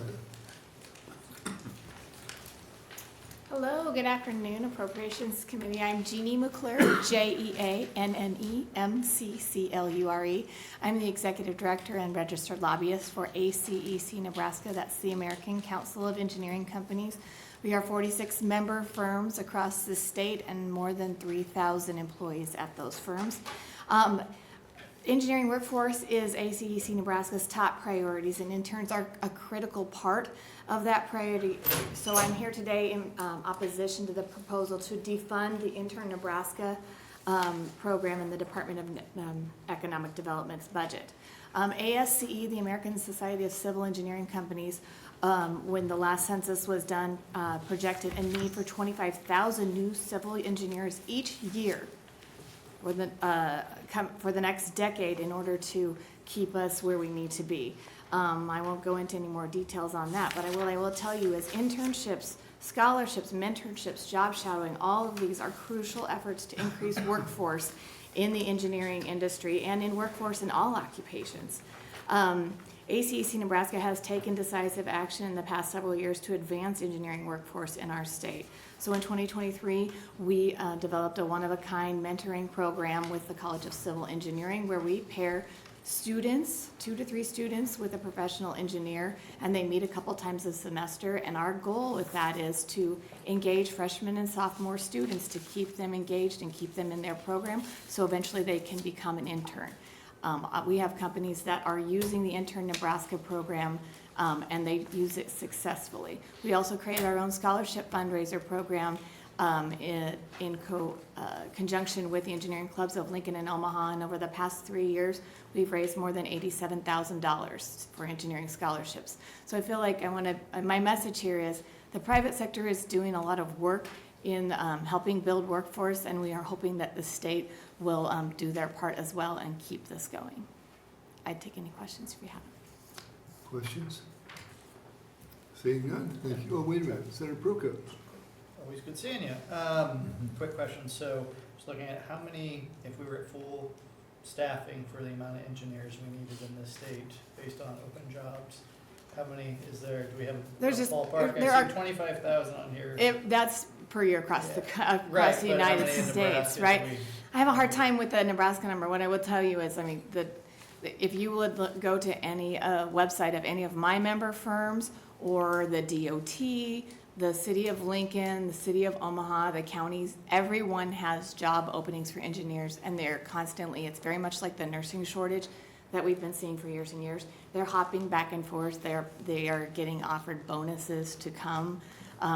So it's crazy, the workforce that we need. And what I would also tell you is with internships, if you can do an internship, you're very likely to stay in the state where you did your internship, right? Much like getting a medical placement. If you're a doctor and you match, you're much more likely to stay at that state. If you match in Kearney, Nebraska or Norfolk, you're more likely to stay there. Same thing goes for interns. So if we can keep them here, we're going to, if we can get them their internship here, we can keep them here. You answered my next question before I even asked it, so thank you. Yeah. Other questions? Seeing none, thank you for your testimony. Thank you. Next testifier?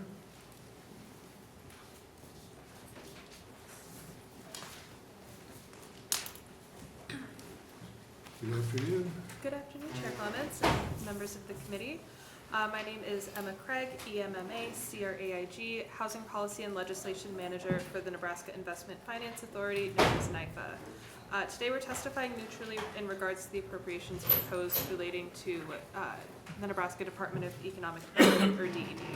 We also would like to thank the DED for their partnership and work to address the housing shortage in Nebraska through the Affordable Housing Trust Fund, the Middle Income Workforce Housing Fund, the Rural Workforce Housing Fund. I think I got all the words in the right order. The Nebraska Affordable Housing Trust Fund has invested over $100 million between 2015 and 2024, contributing to the development of thousands of homes and assisting dozens of home buyers in purchasing a home.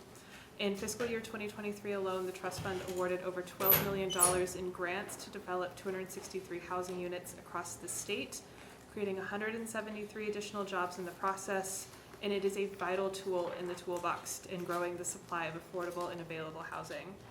Research from the National Association of Home Builders finds that on a national average, the first full year impact for every 100 units of housing created, $32.4 million will be generated in local income and taxes for single-family units and $13.9 million for multifamily.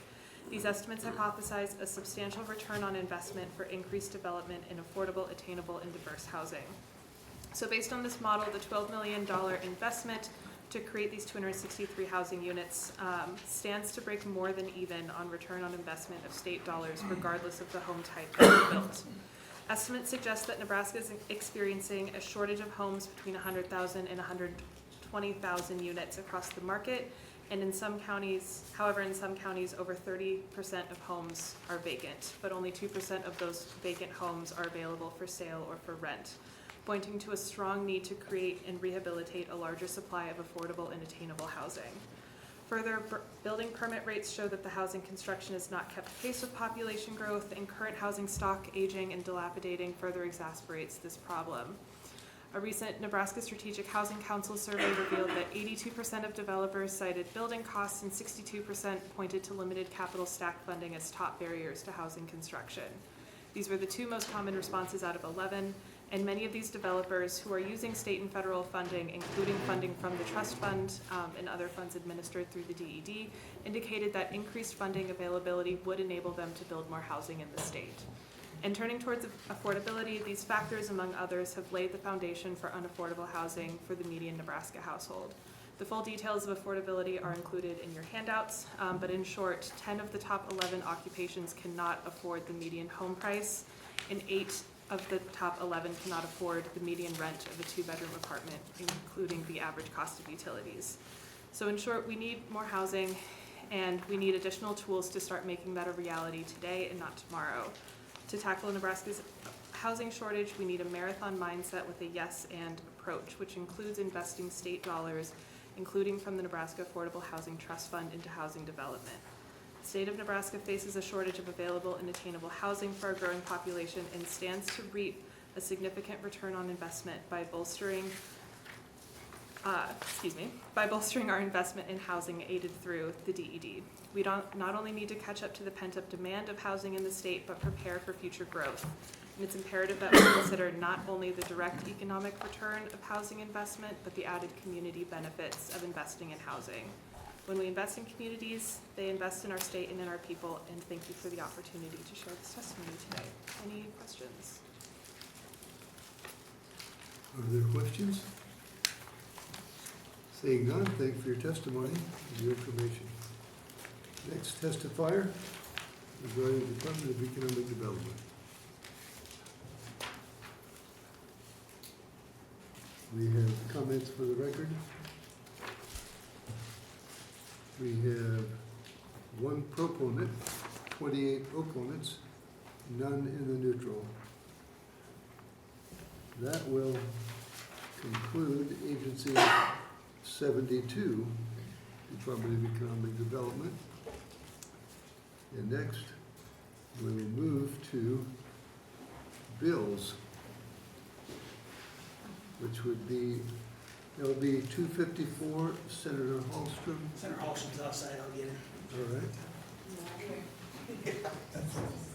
What's your bill? Mine's for Main Street, Nebraska.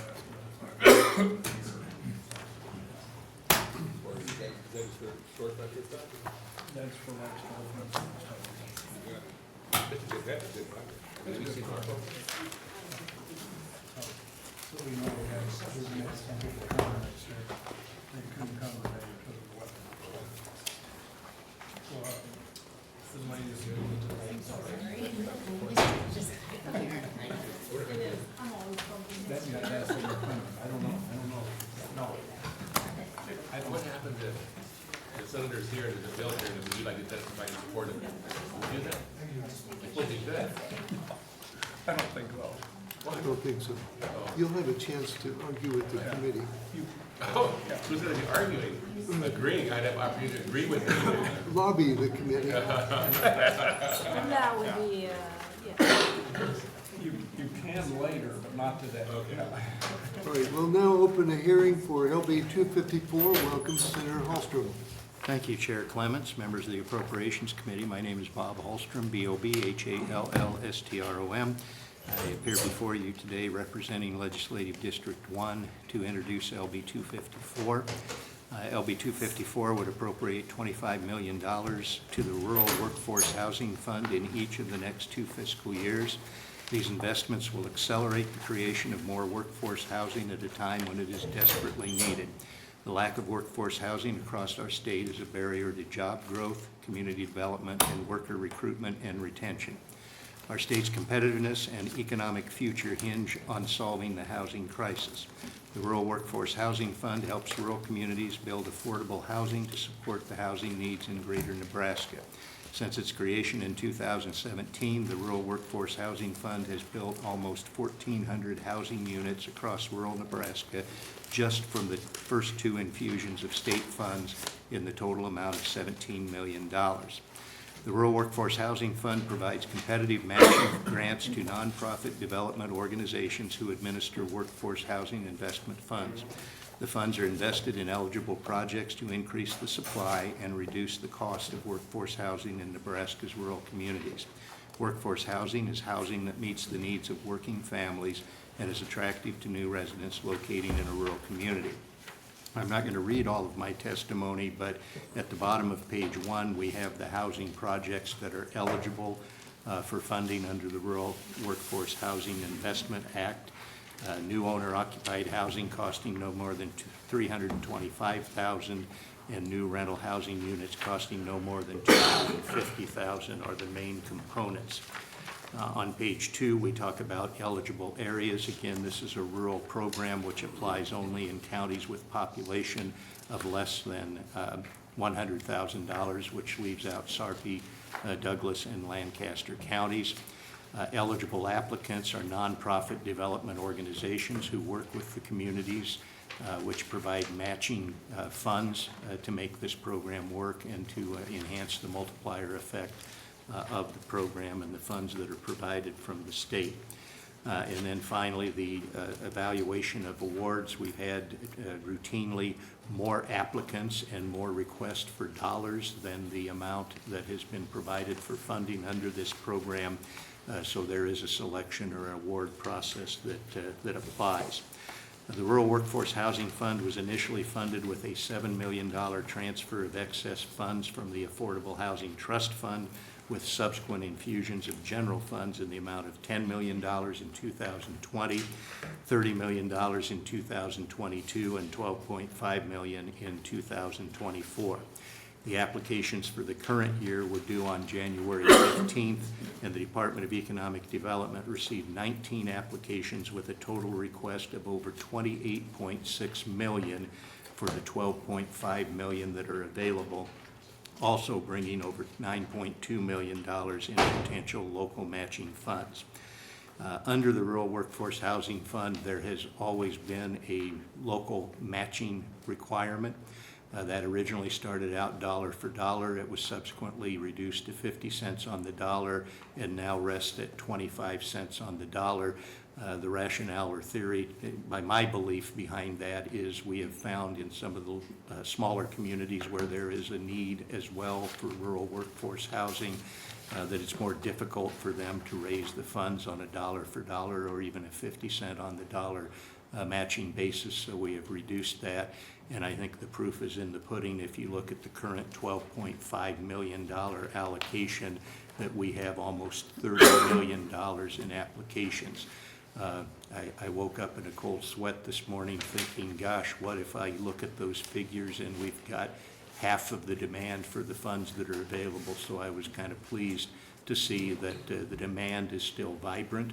And I think that justifies and warrants the need to take a serious look at providing more funding in this particular area. I will note for the committee, I'm usually a free market enterprise type of person, but in this case, I think we've historically seen, and it's been proven, that just isn't working here. I think a lot of it has to do with the lack of construction workers in rural Nebraska. When we looked at this, There was a task force put together back at about 2016 or 2017 by the Nebraska Bankers Association and other interested parties. They identified the problem and they identified the need to have state funding to make this all work together. And I do realize that there are funding difficulties at the state level. I'm pleased to see that the Economic Forecasting Board narrowed the gap a bit. I'm hopeful they'll do so again in April. But I think we need to look at priorities and look at the return on investment that this particular program has had for the state of Nebraska. And it addresses two of our most pressing needs, which are workforce development and obviously housing. NIFA did a study, joint study, and they came to the conclusion that as big as the problems are with workforce development, job openings, and the need to recruit and retain workers, that at the same time, if you don't have a roof to put over their head, they're not going to come to Nebraska to take those jobs. So it concluded that the workforce housing was probably even a larger element of what we need to do to put this all together. So with that, I would address any questions that you may have. I would hope that the Appropriations Committee and the legislature would not be penny wise and pound foolish in this arena, since we do have such a good return on investment with the program to date, and I have no reason to believe that that won't be the case going forward. Other questions? Senator Spivey? Thank you, Chair. Thank you, Senator Hofstrom, for your opening remarks. I appreciate your comment about you being a free market person and just the difference in that this is nonprofit developers and all of that. So I appreciate that. And then would you imagine, I was looking at the numbers around what they were able to do with like that 17 million for a number of houses. And so do you think because it's about 25 million each year that would potentially double, that they would be producing about 3,000 units, whether that's multifamily or single family housing? Well, I don't know how I can extrapolate it with any degree of certainty. What I do know, Senator, and appreciate the question, is that the first report that came out was only as to the $7 million, and it was indicated that it had a multiplier effect of over $100 million when you added in the matching grants, which were more than the $7 million. It was more than dollar to dollar that the communities actually came up with. And as of the 17 million, if I understand reading the reports, we basically had reports on the first 2 years, if I understand correctly, and they've shown over 1,400 new units have been derived from that expenditure of state funds and matching grants. Thank you. Thank you. Other questions? Okay. Senator Stroman? Yes, sir. Is this a matching grant, or is this, how does that work? I wasn't here for the beginning. Yeah, so it has evolved from a dollar to dollar, dollar for dollar matching grant from the local communities initially.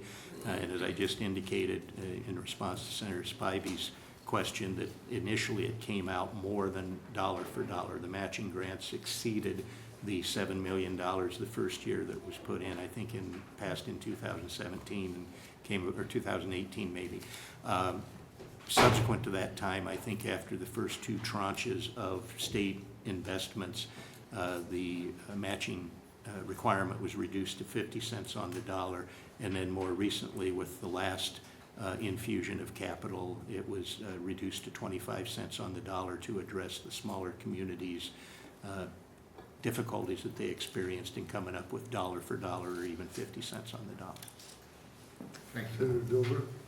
I mean, I probably don't understand exactly the program, but it seems to me that if you had, obviously, small communities need housing and they don't have access to a lot of funds because money's tight and it's small. So you only say give us 25%, we'll give you 75%. But it seems to me, and maybe they did this, but it seems to make more sense that they would have said if you're a population below this of a town size, you can do 25, 75, but if you're this size or above, you're 50-50 because the money's just gonna last longer. Why wouldn't you do that? Certainly could look at it. I think it's a matter of scale. You make a good point. I think the need for rural workforce housing is across the state, and it may be that a particular smaller community 2 or 3 or 4 houses is a godsend to them compared to the larger communities. And I think I don't make all the decisions with regard to the Rural Workforce Investment Act, but certainly in my position, in my seat, I'd be looking to see if that's something that the rest of the interested parties, and I'm hoping the weather permitting today, that there's going to be a good number of people that have either submitted comments online or will appear today and testify in support of this. Thank you. Other questions? Seeing none, will you be here to close? I will stick around. Thank you. All right. Welcome, first proponent.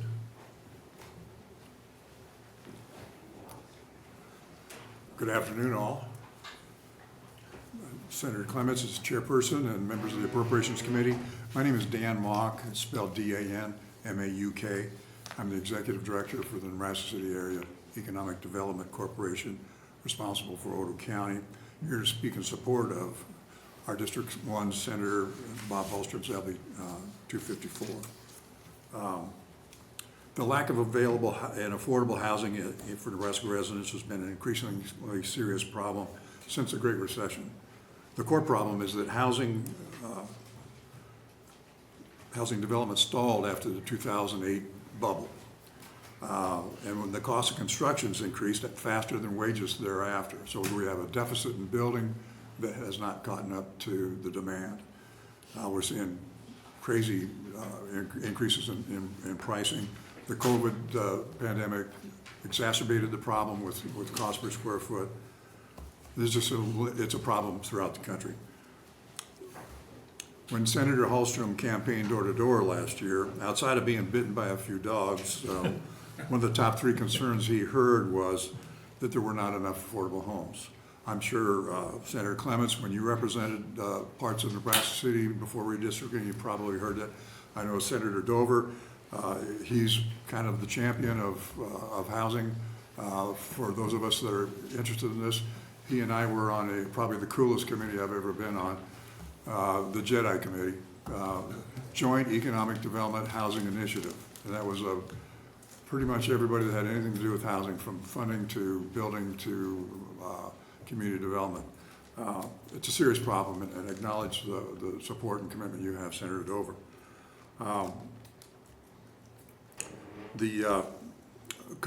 During the DED agency reports, you heard that we're competing for people. We heard both from Director Baylitz and Brian Sloan from the Chamber that this is a serious problem. Well, I've been an economic developer for almost 30 years. For the first 2/3 of that, we didn't do anything except for chasing jobs. Recruiting, expanding, site development, that was it. In fact, I got in trouble in North Platte for trying to do some housing when they had housing problems out there. That's not the case now. We're competing for people in this state. And the job that you're facing, trying to allocate money, would be a lot easier if we had more people to pay taxes. The city of Nebraska City, the elected officials and the business leadership believe that growth is the key to a strong local economy and fiscal responsibility. Locally, we're trying to address the problem. Our organization is building its 5th home under the Rural Workforce Housing Formula, and the city of Nebraska City is ready to apply for funding for their 3rd that the city is actually building on their own through the Southeast Development District. In fact, the city of Nebraska City built a subdivision, and the covenants require the homes to meet the rural workforce housing definitions. That's the kind of commitment we're making locally to try to grow our community, solve our own local tax pressures by giving a place for people to live. When a home is sold, and we found the 4 that we initially built, all but 1 was sold prior to completion, and the last one was sold probably a month after it was completed. The city's first workforce house was sold before it was a basement, and their second one they have an offer on right now that they're going to take to the council probably at the next meeting. Keep in mind, each one of these that is built is going to free up something else. since 2017, when I started working on housing hard in our community, we found that half of our new units were people new to the community. The other half would have been people that they would free up their own existing place to let, and generally more affordable, to help them work together.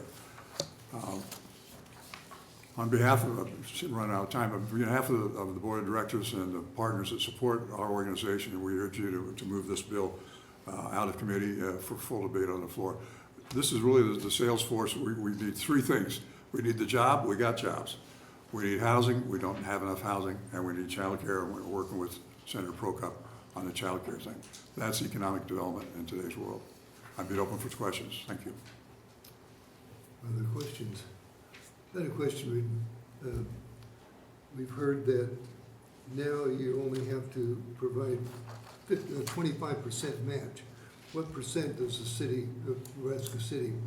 We're one of the cities that had a very tough time finding the money. So we worked with CENT and partnered with the city of Henderson and another, I guess it would be a sister corporation, a nonprofit through CENT called SYNAX, Southeast Nebraska Affordable Housing Coalition. Our money, we put up about, I think it was 80 or between $80,000 and $100,000 that we took from our LBA 40. We've not been successful raising money on the street for that match. So that we'd fit into that suggestion that Senator Dover made, that the smaller communities that have a little tough time finding money on the street would benefit. Also, if I might add on to that, you've got the revolving portion of this. So very rarely when the state spends money does it stay doing its job and recirculating and keep doing its job. It's not like it's gone. It's gone in a sense, but it's at a local level trying to address a problem over a long haul. And I think Warren Buffett is a good example. You do things for the long haul, you're going to see great benefits over the long haul. If you do things for the short haul, you're usually not as successful. Do you know what percent of it revolves, 100% revolving, or Yes. some of it get lost? Well, in our program, it's 100% revolve, yeah. All right. Very good. Other questions? Seeing none, thank you for your Senator. testimony. Next, proponent. Hello, good afternoon. It's been so long. My name is Emma Craig, EMMA CRAIG, Housing Policy and Legislation Manager for the Nebraska Investment Finance Authority, known as NIFA. Today, NIFA is testifying in support of LB 254, and we thank Senator Hallstrom for bringing forth this bill to substantially invest in rural workforce housing development.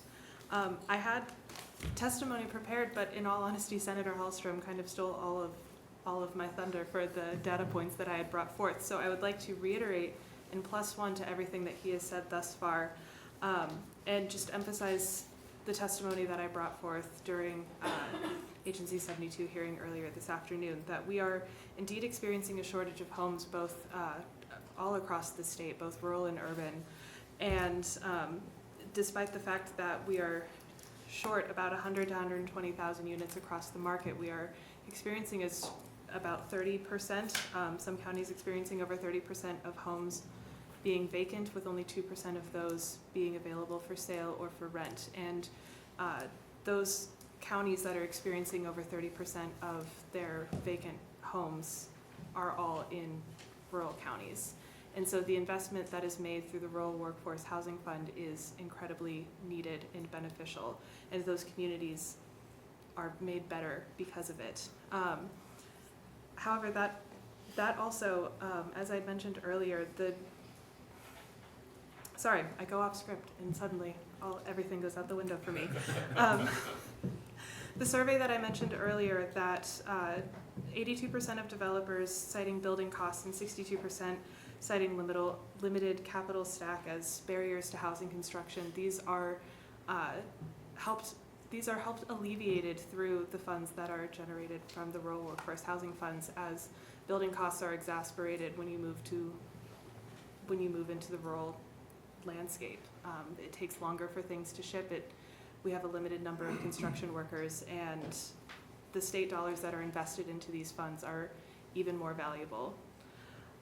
However, I would also like to urge the committee, that this one-time appropriation is both necessary and needed to address the housing shortage in our state. However, we would also like to respectfully urge the committee to consider both a recurring yearly investment in housing and to potentially extend this bill's scope to include the Middle Income Workforce Housing Fund. A recurring investment would provide a funding source that developers can count on to continue constructing and rehabilitating affordable and attainable housing in order to catch up to the demand for housing and reduce affordability strains. I would also like to direct you to the packets that I laid out earlier, as while it's primarily about the Affordable Housing Trust Fund, there is a lot of helpful data in there about just the general state of housing development in our state. So, like I had said earlier, we need more housing and we need additional tools to start making that a reality today and not tomorrow. We need a marathon mindset, we need a yes and approach, and that includes investing state dollars into housing development through the Rural Workforce Housing Fund, through the Middle Income Workforce Housing Fund. And in order to address the shortage of available and attainable housing, as we are continuing to grow our population, we need to catch up to the pent-up demand of housing in the state to prepare for future growth and to invest in our communities. So with that, I yield for questions. Further questions? I was curious about the 30% vacant homes in rural. Yeah. Do you work on getting those occupied, or is there a demand for them, or why are they vacant? So I had a very similar question when I came across this statistic, and the vacant homes outlined in that statistic are through a variety of habitability levels. So vacant homes are, at least as defined by the American Community Survey, which is where that data came from, it includes all levels of habitability, dilapidation. So if you're driving down a gravel highway and you see an abandoned home, that is considered a vacant home. That is included in that statistic. However, there are also, sorry, lost my train of thought. Did that answer your question? What's being done about it? What's being done about it? Does your agency do anything about it, or is anyone? There are agencies that are working to address those vacant homes to assess whether it is a better investment to either rehabilitate those, to rehabilitate the existing structure to make it habitable, or if it is past the point of no return and leveling in order to construct housing on top of that. And I do believe that the Rural Workforce Housing Fund addresses both of those. It is both construction of new housing as well as rehabilitation. Oh, all right, so those would be eligible from some of these funds then. All right, thank you. Thank you for your testimony. Thank you. Next proponent. Well, in our area, there are 0% vacant homes, so. We know a little bit where they've been sitting there making for 25 years, for an old farmhouse. Raccoons or skunks in the basement. Good afternoon.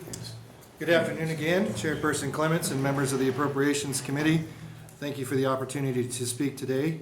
My name is Edward Dunn, EDWARD DUNN, and I'm the Executive Director of West Central Nebraska Development District, more commonly known as WCNDD, the 18-county regional development district, which is one of the 8-member Nebraska Regional Officials Council, more commonly known as NROC. I testify before you today as a strong proponent of increased funding for rural workforce housing initiatives across Nebraska. Along with my testimony, I've also included written remarks from Sharon Huftel from South Central Economic Development District, who had planned to testify today but could not make it due to the poor weather. In communities across my district, economic growth is not limited by a lack of jobs or opportunities. It is limited by a lack of quality, affordable housing. Employers across rural Nebraska are ready to expand, but the growth is stunted by a simple question: where will our workers live? I'd like to share a few critical reasons why this funding deserves your support. First, workforce housing is economic development. When I speak with business owners in rural communities across my district, their number one concern isn't finding customers or securing capital, it's finding employees, and workers need homes. Every vacant position represents lost productivity, tax revenue, and economic opportunity. Across our district, we have estimated that over 24 businesses will have delayed expansion specifically due to housing shortages. Second, the investment offers a remarkable return on investment. Each state dollar leveraged through the Rural Workforce Housing Fund typically attracts anywhere from $6 to $8 in private investment. Last year's projects created housing units with an average construction value of $245,000 while maintaining affordability for middle-income workers. This program does not just build houses, it builds tax base and creates construction jobs. Third, perhaps most importantly, workforce housing funds help preserve our rural communities. Young families want to return to their hometowns, but cannot find suitable housing. I've personally spoken with dozens of Nebraska natives who would move back tomorrow if housing were available, and more specifically, affordable housing was available. These are the teachers, healthcare workers, and small business owners our communities desperately need to thrive. In closing, I want to emphasize that this isn't about subsidizing development, it's about addressing a market failure. Construction costs in rural areas often exceed appraised values, creating a financial gap that prevents natural market solutions. Your support bridges this gap. The Rural Workforce Housing Fund has proven its effectiveness. Communities that received previous funding have shown measurable population growth, increased school enrollment, and business expansion. This is not speculation, it's documented success. More specifically, in one community in our region, if I may elaborate on that just slightly, Imperial, Nebraska, a town of roughly 2,000 people, was able to leverage $1 million in rural workforce housing funds. This was during the 50% match. So they put up $500,000 locally, the city did, to match this fund, therefore creating a $1.5 million workforce housing fund. With that, they were able to build 5 single-family units and a 4-plex for rental capacity, which was huge for this community. We're talking again about a smaller community in Nebraska of 2,000 people. I would urge you to continue to prioritize rural workforce housing funding in this budget cycle. It represents one of the most efficient and effective investments you can make in Nebraska's future, specifically rural Nebraska. Thank you for your time and consideration. I'd be happy to answer any of your questions. Any questions? One thought occurred to me. Do you see TIF projects being used along with this or not? We do. Ogallala, Nebraska, I-80 corridor, for those of you who aren't familiar, on the far western side of the state, has probably one of the most robust TIF portfolios that you will see in western Nebraska. I believe they have 36 projects on the TIF projects on the books, and a lot of them are directly correlated with rural workforce housing initiatives. All right. All right. Thank you for your testimony. Next proponent.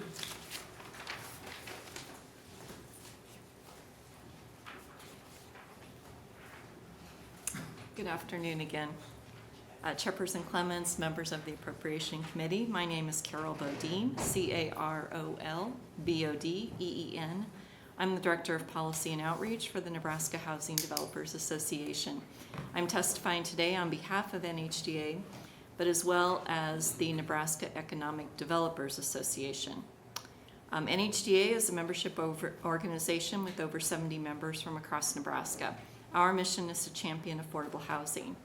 NHDA often works collaboratively with the Nebraska Economic Developers Association, sometimes known as NEDA. NEDA is a professional membership organization made up of more than 300 economic development professionals from across Nebraska. I come in support of the appropriation of new funding to the Rural Workforce Housing Fund and thank Senator Hallstrom. He's been a longtime champion of this effort. We are all a bit of a broken record when we say that the current housing market throughout our state is making it difficult for workers of all income levels to find the appropriate housing for their situation. Continuing and increasing this investment in Nebraska's housing development for our rural areas is essential. But with that said, it would be equally important to include new funding for the Middle Income Workforce Housing Fund program as well. Thank you to my housing colleague, Emma Craig from NYFA, for her great work in providing all of the data that she's given to you. The demand for housing in Nebraska has far outpaced supply. This has led to a rapid increase in housing costs, making home ownership a difficult accomplishment for many young professionals and moderate income wage earners. A shortage of housing units has increased both the cost of rent and home purchase prices of the available houses and apartments in the state. In recent years, the construction of new affordable housing stock has been especially challenging, with drastically increased supply costs, higher interest rates, and a lack of land which is ready to develop. With the community investment match in these programs, partnerships within the local economies are ensured. The creation of affordable housing attracts workers to areas with job opportunities, leading to economic development and business growth. As workforce housing projects break ground, local contractors, construction workers, and businesses benefit from the influx of construction activity. Without these housing options, workers may be forced to either relocate to other areas or choose to take jobs elsewhere, straining already tight labor markets. Please note that there have been no new appropriations for either one of the workforce housing funds since 2022. In 2023, the legislature approved appropriations of $20 million to each of the funds. However, this fell prey to a line item veto from the governor, and the override attempt was not successful.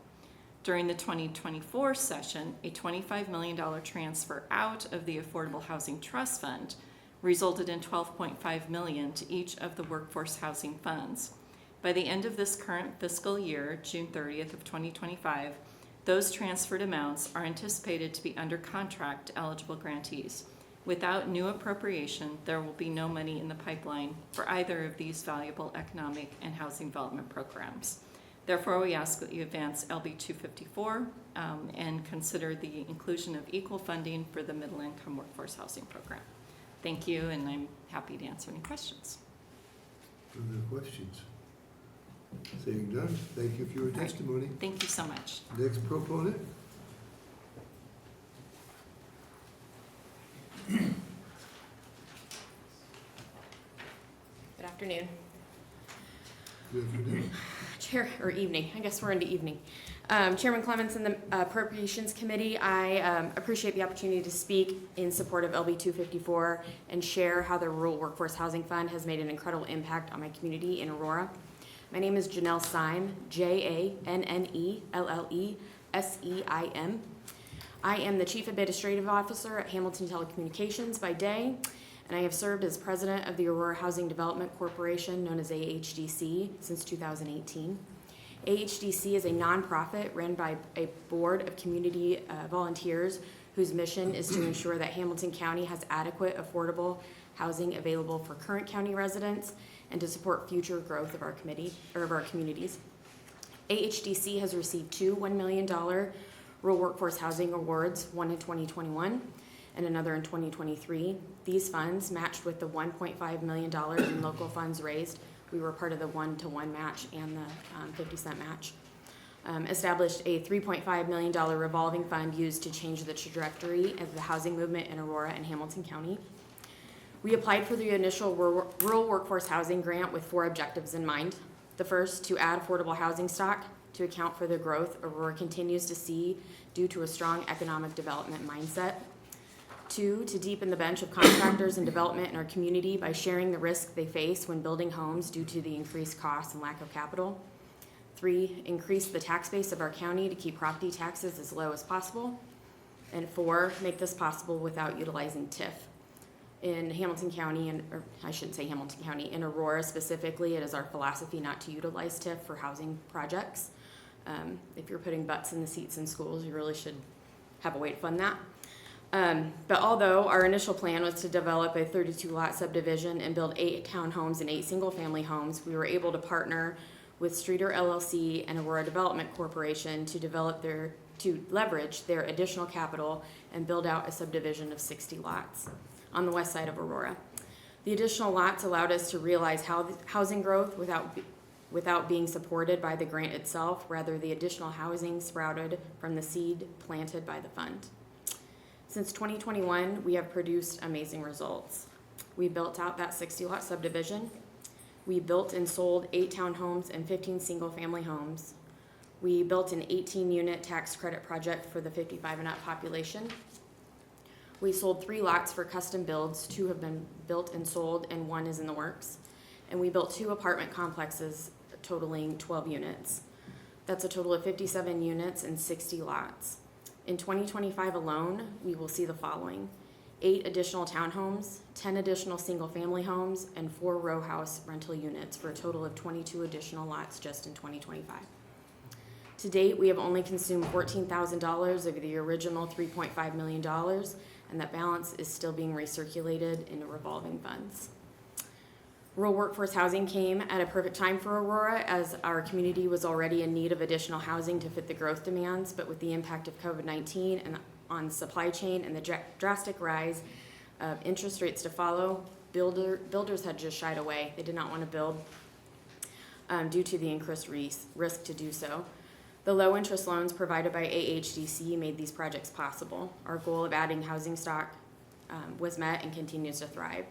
We also brought in new or supported younger developers to the area, again achieving that goal. As for our tax base, we estimate that of the projects discussed that are completed, we have added $15 million to the base without utilizing TIF. We will add another $6 to $10 million in the projects that will complete this calendar year. We are able to achieve these goals with the assistance of rural workforce housing. This fund is vital to the continued growth of small communities such as Aurora and others within Hamilton County, and its importance should not be overlooked or deemed as frivolous. It's part of economic development. You shouldn't look at it in a silo. I appreciate that comment. Please consider giving these dollars to help those communities who want to help themselves continue to be prosperous. Thank you. Questions, Senator Dover? Pretty impressive. Thank you. Senator Lippincott. The vacancy rate in Aurora is near 0, isn't it, in terms of empty homes? And in addition to that, when they build these new homes, they get occupied almost immediately. Is that right? That is true. We've only had 1 home where we lost the $14,000. We tried to build a home without a basement to bring the cost down, and it sat on the market for like a year and a half. People didn't want it, and so other than that 1 home, they have been sold under contract before they're complete.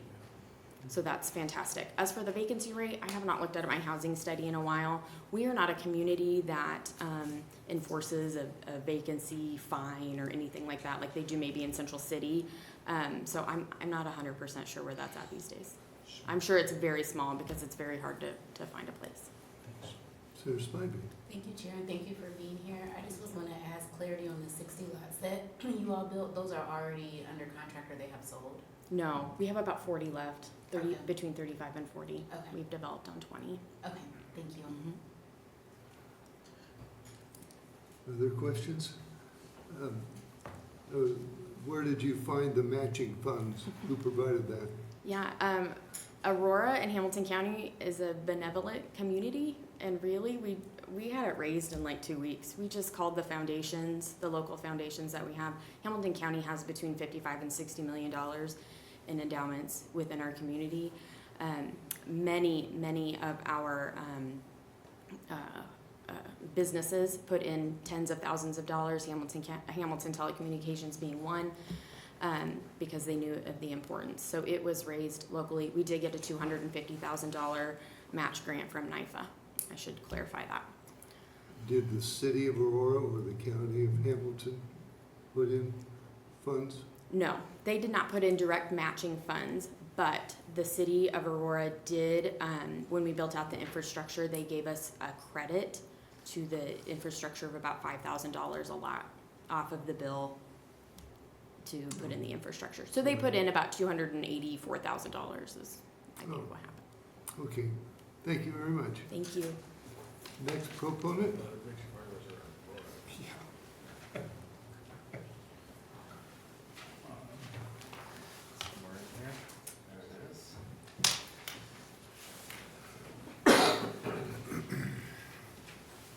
afternoon. Good evening, members of the Appropriations Committee. My name is Hunter Traynor, that is spelled Huntertraynor. I'm here today on behalf of the Nebraska Chamber of Commerce and Industry, as well as the Seward County Chamber and Development Corporation. I will not belabor a lot of the statistics that have been shared about the tremendous bottleneck that a reduced housing supply is having on the ability for communities around the state to further their economic development aims.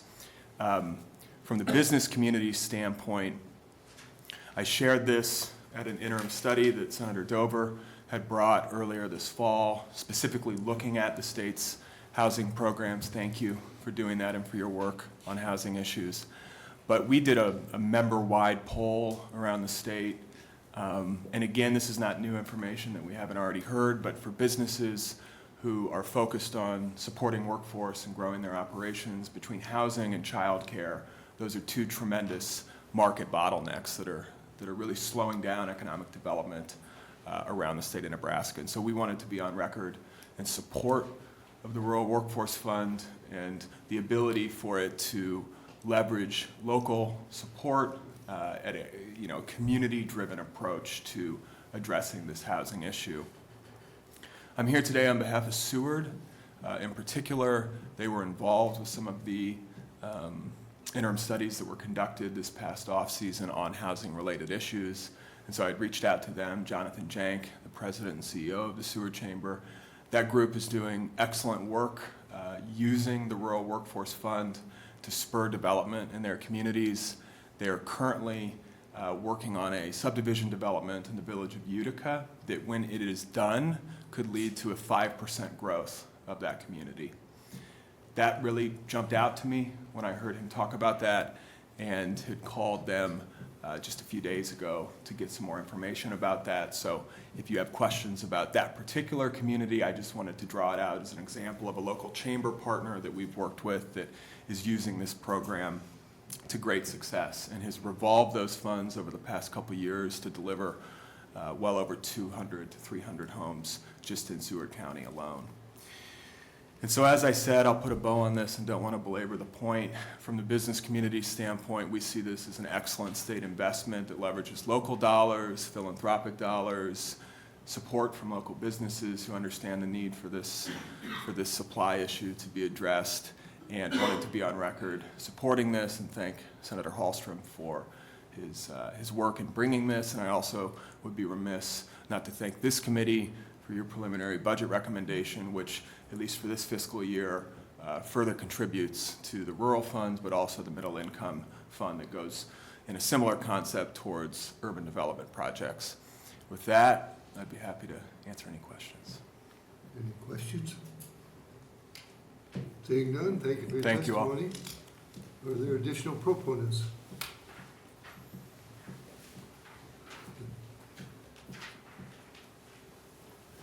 Hello, welcome.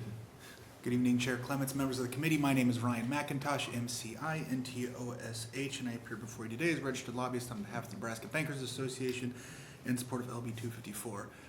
For those of you that may be new to the committee, the Nebraska Bankers Association was one of the driving forces behind getting the initial legislation passed, and we've stood by and proud of the far-reaching effects that the Rural Workforce Housing Act and has had all across the states and communities of different sizes. What's really neat is going from community to community and seeing how each community uses these funds differently, whether it's building out infrastructure, whether it's investing alongside private developers. Each project's unique. I'd encourage you to go look at the DED annual reports that talk about the way the different communities are using these. It's really fascinating, and it's been very, very effective. Under the program, communities have stepped forward in a big way in meeting the initial dollar-for-dollar amount, and as that's dropped from 50 cents on the dollar and more recently to 25 cents on the dollar in 2023, we believe that larger communities will continue to far exceed that 25-cent threshold. The collective impact of the initial $7 million investment has just been amazing, as I've said. Senator Hallstrom did a great job opening and giving you the facts and figures of how this program has impacted the state of Nebraska in making a mark on our incredible housing shortage. So I will wrap up my testimony, but with just encouraging the committee to continue to fund this program as much as possible. Thank you. Senator Dorn. Thank you, Senator Thomas. Thank you for being here. Are there, across the state, are there programs, do you know of programs that banks have as they partake in part of this, or aren't there, is there a model out there for them, or? So you heard the testifier from Aurora who talked about private business investment. If you look at the communities that are having these private investments, by and large, it's the local banks that are stepping up for housing programs, for daycare investments, and anything to get jobs or get employees to fill the jobs that are in their community. So I'm not aware of any standalone bank programs, but I do assure you that the bankers are the leaders in getting these dollars invested. Thank you. Senator Dover. You have any situations where you're using like the Community Reinvestment Act to help fund these things?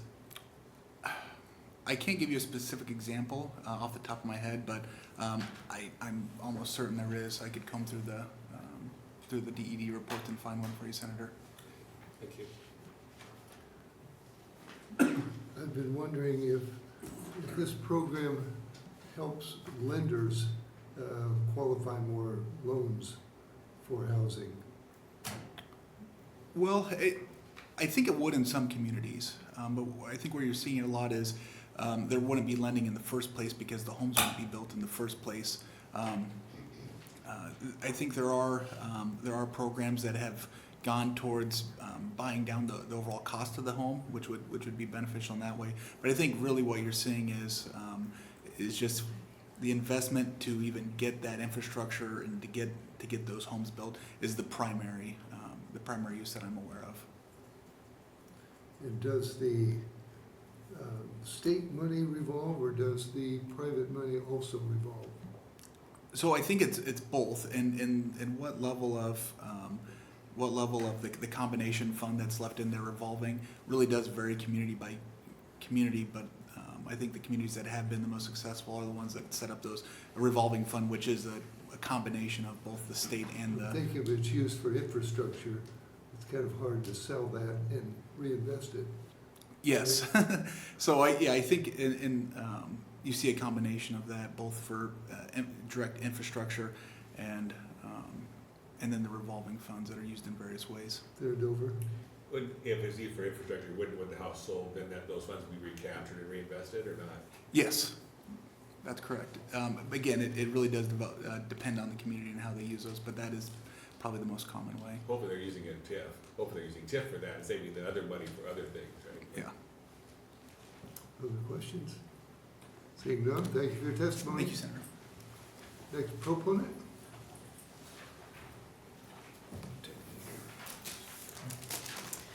Good evening, Chairman Clements, members of the committee. For the record, my name is Corby Gilbertson. It's spelled Korbygilbertson. I'm appearing today as a registered lobbyist on behalf of the Nebraska Realtors Association, the Nebraska State Home Builders Association, the Lincoln and Omaha Builders Associations, and Habitat for Humanity of Omaha. I don't want to repeat everything, so I'll just say I will echo the previous proponents. I wanted to touch on just a few things that came up during discussions to try to elaborate, I guess, on what was talked about earlier. But the importance of, as you're doing your important job looking at the priorities of having things that have a return on investment. Obviously, there are priorities for the state that we must do, necessities, and then focusing on things that have a return on investment, which clearly housing does. Nationwide estimates are over $100,000 per home, has associated economic benefits, not just tied to the house itself. And I know the question will come up and has come up before, so what are we supposed to do if we still have a state deficit here and we have to deal with this before we can spend extra money? I think the answer to that one is obviously we believe firmly that we should be protecting the Affordable Housing Trust Fund dollars first, make sure we're not cutting, and then if there are additional funds available, to look at all of the different housing project or housing programs, rural and then middle income workforce housing, which I believe one of the other proponents talked about earlier. Senator Dover also has his bill that would allow TIF to be, or the lack of affordable housing to be added as one of the criteria for the second group of criteria for TIF. I think this is something that the legislature should consider, and helping cities be able to use their economic development tool. I think historically the idea has been it's hard to use TIF for housing because it puts an extra burden on the schools, and they don't have the property tax revenue to cover for that. So as Senator Dover said, a lot of times the TIF is used for the associated development costs that go with the housing, and then you use the housing funds for the actual housing. But I think that's something for the legislature that we need to look at as an entire picture, and not just keep each thing in a silo, because they all do impact one another. And with that, I'd be happy to answer any questions. Other questions? Seeing none, thank you for your Thank you. testimony. Next proponent.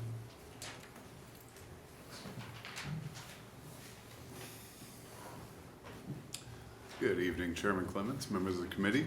My name is Dexter Schrodt, D-E-X-T-E-R-S-C-H-R-O-D-T, President and CEO of the Nebraska Independent Community Bankers Association, which is a trade association comprised of community banks from small, medium, big, any size community in Nebraska, and we are the only association exclusively representing community banks.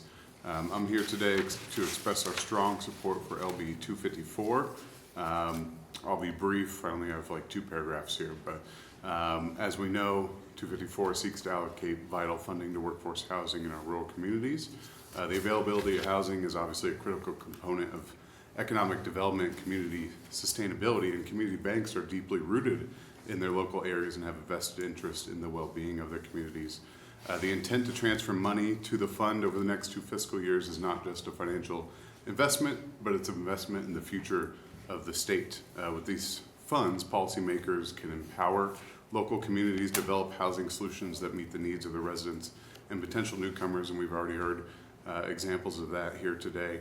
The Department of Economic Development's current criteria for applicants ensures a need exists in a community and that a community is committed to a successful project, showing the proper guardrails are in place, as we know, for the effective use of taxpayer funds, and we've seen that over the last few years since the inception of the program. Our rural areas are facing significant challenges in attracting and retaining skilled workforce, and one of the primary barriers to this is the lack of adequate housing options. Investing in workforce housing is a long-term strategy. I think we can all admit that, a long-term strategy for community development that can attract new residents and importantly, help retain existing residents that might be growing up and looking to remain in their home community. This leads to a more stable and growing local economy, which is great for everybody. And when people have access to safe quality housing, they're more likely to contribute positively to their communities, whether through their work, children's education, or involvement in local organizations. So in conclusion, we urge the committee to support LB 254 or any funding level of the program. Funding the program promotes, like I said, economic growth, attracts talent, strengthens community ties, and invests in the long-term sustainability of our communities. Thank you for your time. Thank you. Any questions? Seeing none, thank you for your testimony. Next proponent. Seeing none. Anyone in opposition? Seeing none. Anyone here in the neutral capacity? Seeing none. Senator Hallstrom. Yes, thank you.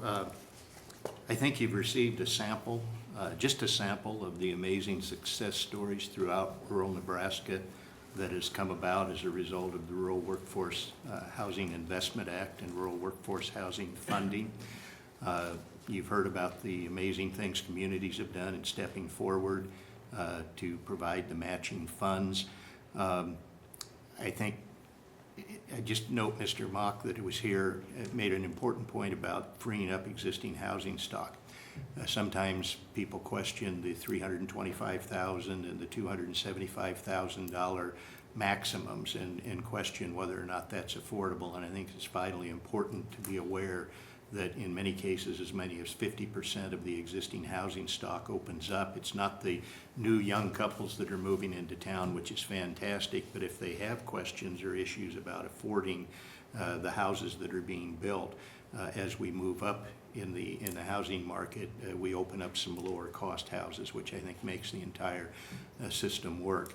I was particularly pleased that the Nebraska Bankers Association finally sent somebody worth a darn to appear before this committee to promote rural workforce housing. And I just hearken back to the days and some of the amazing people that have worked on rural workforce housing and long before rural workforce housing came into play.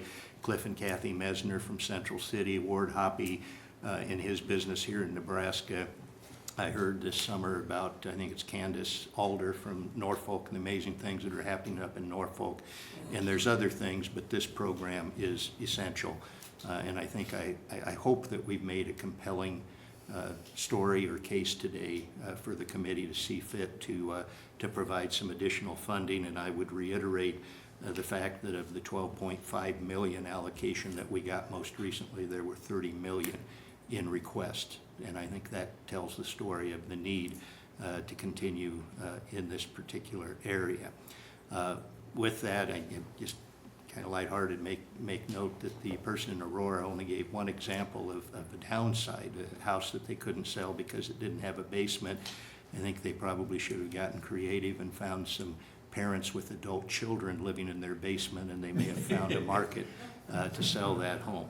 So with that, I would close by saying, in addition to this bill, I do appreciate what this committee, I understand it's only for the here and now, but the committee's action in looking at the proposed $8 million reduction in the Affordable Housing Trust Fund, the $2 million reduction in the Rural Workforce Housing Fund, and at least preliminarily saying we're not gonna take that money. So appreciate what's been done in those regards. And would encourage you to include this as part of your budget package, which is what we've done in the past, and hope that can be done. I'd address any questions that you might have.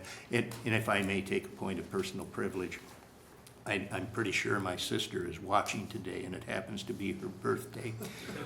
She thinks this is a pretty big deal. She sent me a text with a picture the other day and said, "I think this is a picture of you," and it was the back of my head. So she's pretty enthused over my career change. What's her name? Betty Holstrom, yes.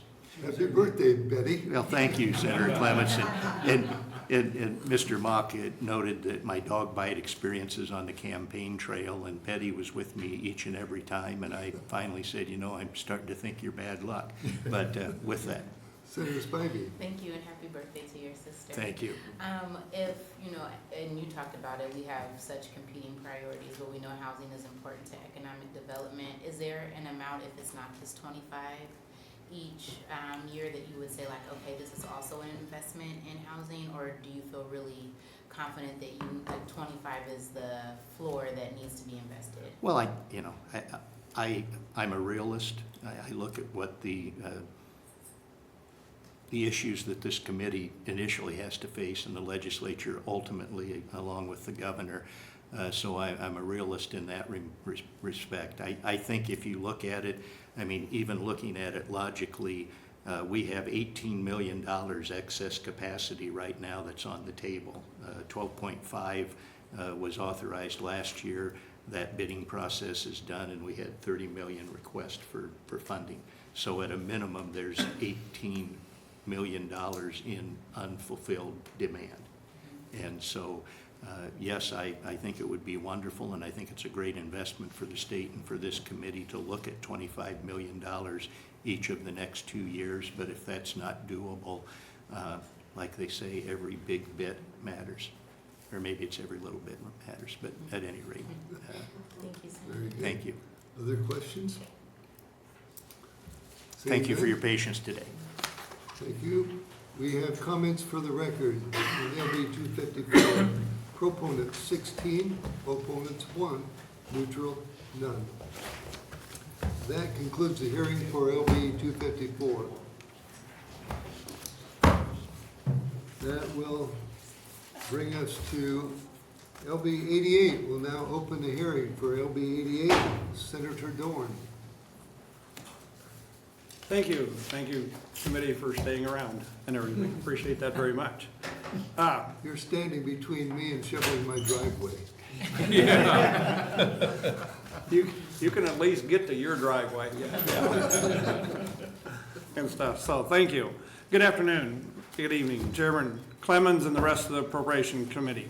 My name is Myron Dorn, M-Y-R-O-N, D-O-R-N, and I represent District 30. I'm here to introduce LB 88. You all know the challenges that face our rural communities and even our larger communities, keeping our downtown commercial districts vibrant, growing, and thriving. All too often, that is not the case. And we can see Main Street commercial properties fall into despair and other businesses struggle to keep the customers coming to their downtown. Organizations like Main Street Nebraska help these downtown commercial businesses with rehabbing historical buildings, technical expertise in promotion and marketing the community's downtowns, bringing together community leaders, and developing a common goal for growth and sustainability and recruiting new businesses. LB 88 brings some solutions to these problems. The bill asks for $500,000 in each of the next 2 fiscal years for the Nebraska Department of Economic Development. This agency would then contract with entities like Main Street Programs that provide educational programming and technical expertise related to downtown or Main Street revitalization, business growth, and historic preservations to communities throughout the state. I just want you to know, we received the fiscal note, as I think most of you did in the last day or two. There also were going to be, well, maybe we have one representative who are testifying. I don't know if that, we were going to have more, but they did let us know, there was a couple more coming that they let us know today that because of the weather, they weren't going to be here. So with that, I'd be happy to answer any questions. I will make a comment that the past several years, we have brought, not every year, but we brought a bill also for Main Street. Where I became familiar with it was down in Beatrice. They have a Main Street organization in Beatrice that has done very well in, I call it, improving the downtown. They have gotten grants and applied for grants from different organizations to, I call it, improve the frontage of all the downtown buildings. They have improved that city quite a bit. So this works across the state. I think there's 16 or 17 Main Street programs out there, and they do, with this funding, they do very much help those towns help revitalize their downtown. With that, I'll take any questions. Senator Dover. I must say, thank you for bringing this bill. We've used it in Norfolk and other communities. It's amazing how it really dresses up a Main Street and makes it look like a nice, a place you want to walk down the sidewalk and enjoy. Yeah. Senator Spivey. Thank you, Chair, and thank you, Senator Dorn, for your testimony. So, like, the Main Street concept is also in urban areas. You see them in like corridors and hubs. So would this Main Street, like, investment be for BIDs, business improvement districts too, that you normally see in urban areas that still have that Main Street concept? That I can't tell you for sure. There's only 500,000 a year, so it can't go only so far. This, though, is from there's a Main Street organization, statewide Main Street organization that has these communities involved with it. They're the ones that have always brought this bill to me. So they designate Yeah, areas as Main Streets. But it would still go through the Department of Economic Development, so it depends on how they look at how it is written. Sometimes they go, oh, yes, this qualifies and this doesn't. They have been the ones that in the past have the funding that they've gotten that have put out how those grants are going to be or whatever. Okay. So, Thank yeah. Other questions? Seeing none, will you state a close? I'll probably waive, okay, All right. unless somebody has some questions. And All right, for you, no, he's not here to testify, so I'll close, any proponents? Let me ask for proponents. because she's my staff. Right. And Janet Anderson's my staff. Is She's there good here, yeah. anyone here in opposition of LB 88? Anyone here wanting to testify neutral? Seeing none, would you like to close? Thank you for everybody staying around. I appreciate very much you hearing this, and thank you. Any other questions? Seeing none, we have comments for the record. On LB 88, proponents 10, opponents 2, neutral 0. That concludes LB 88. Yes.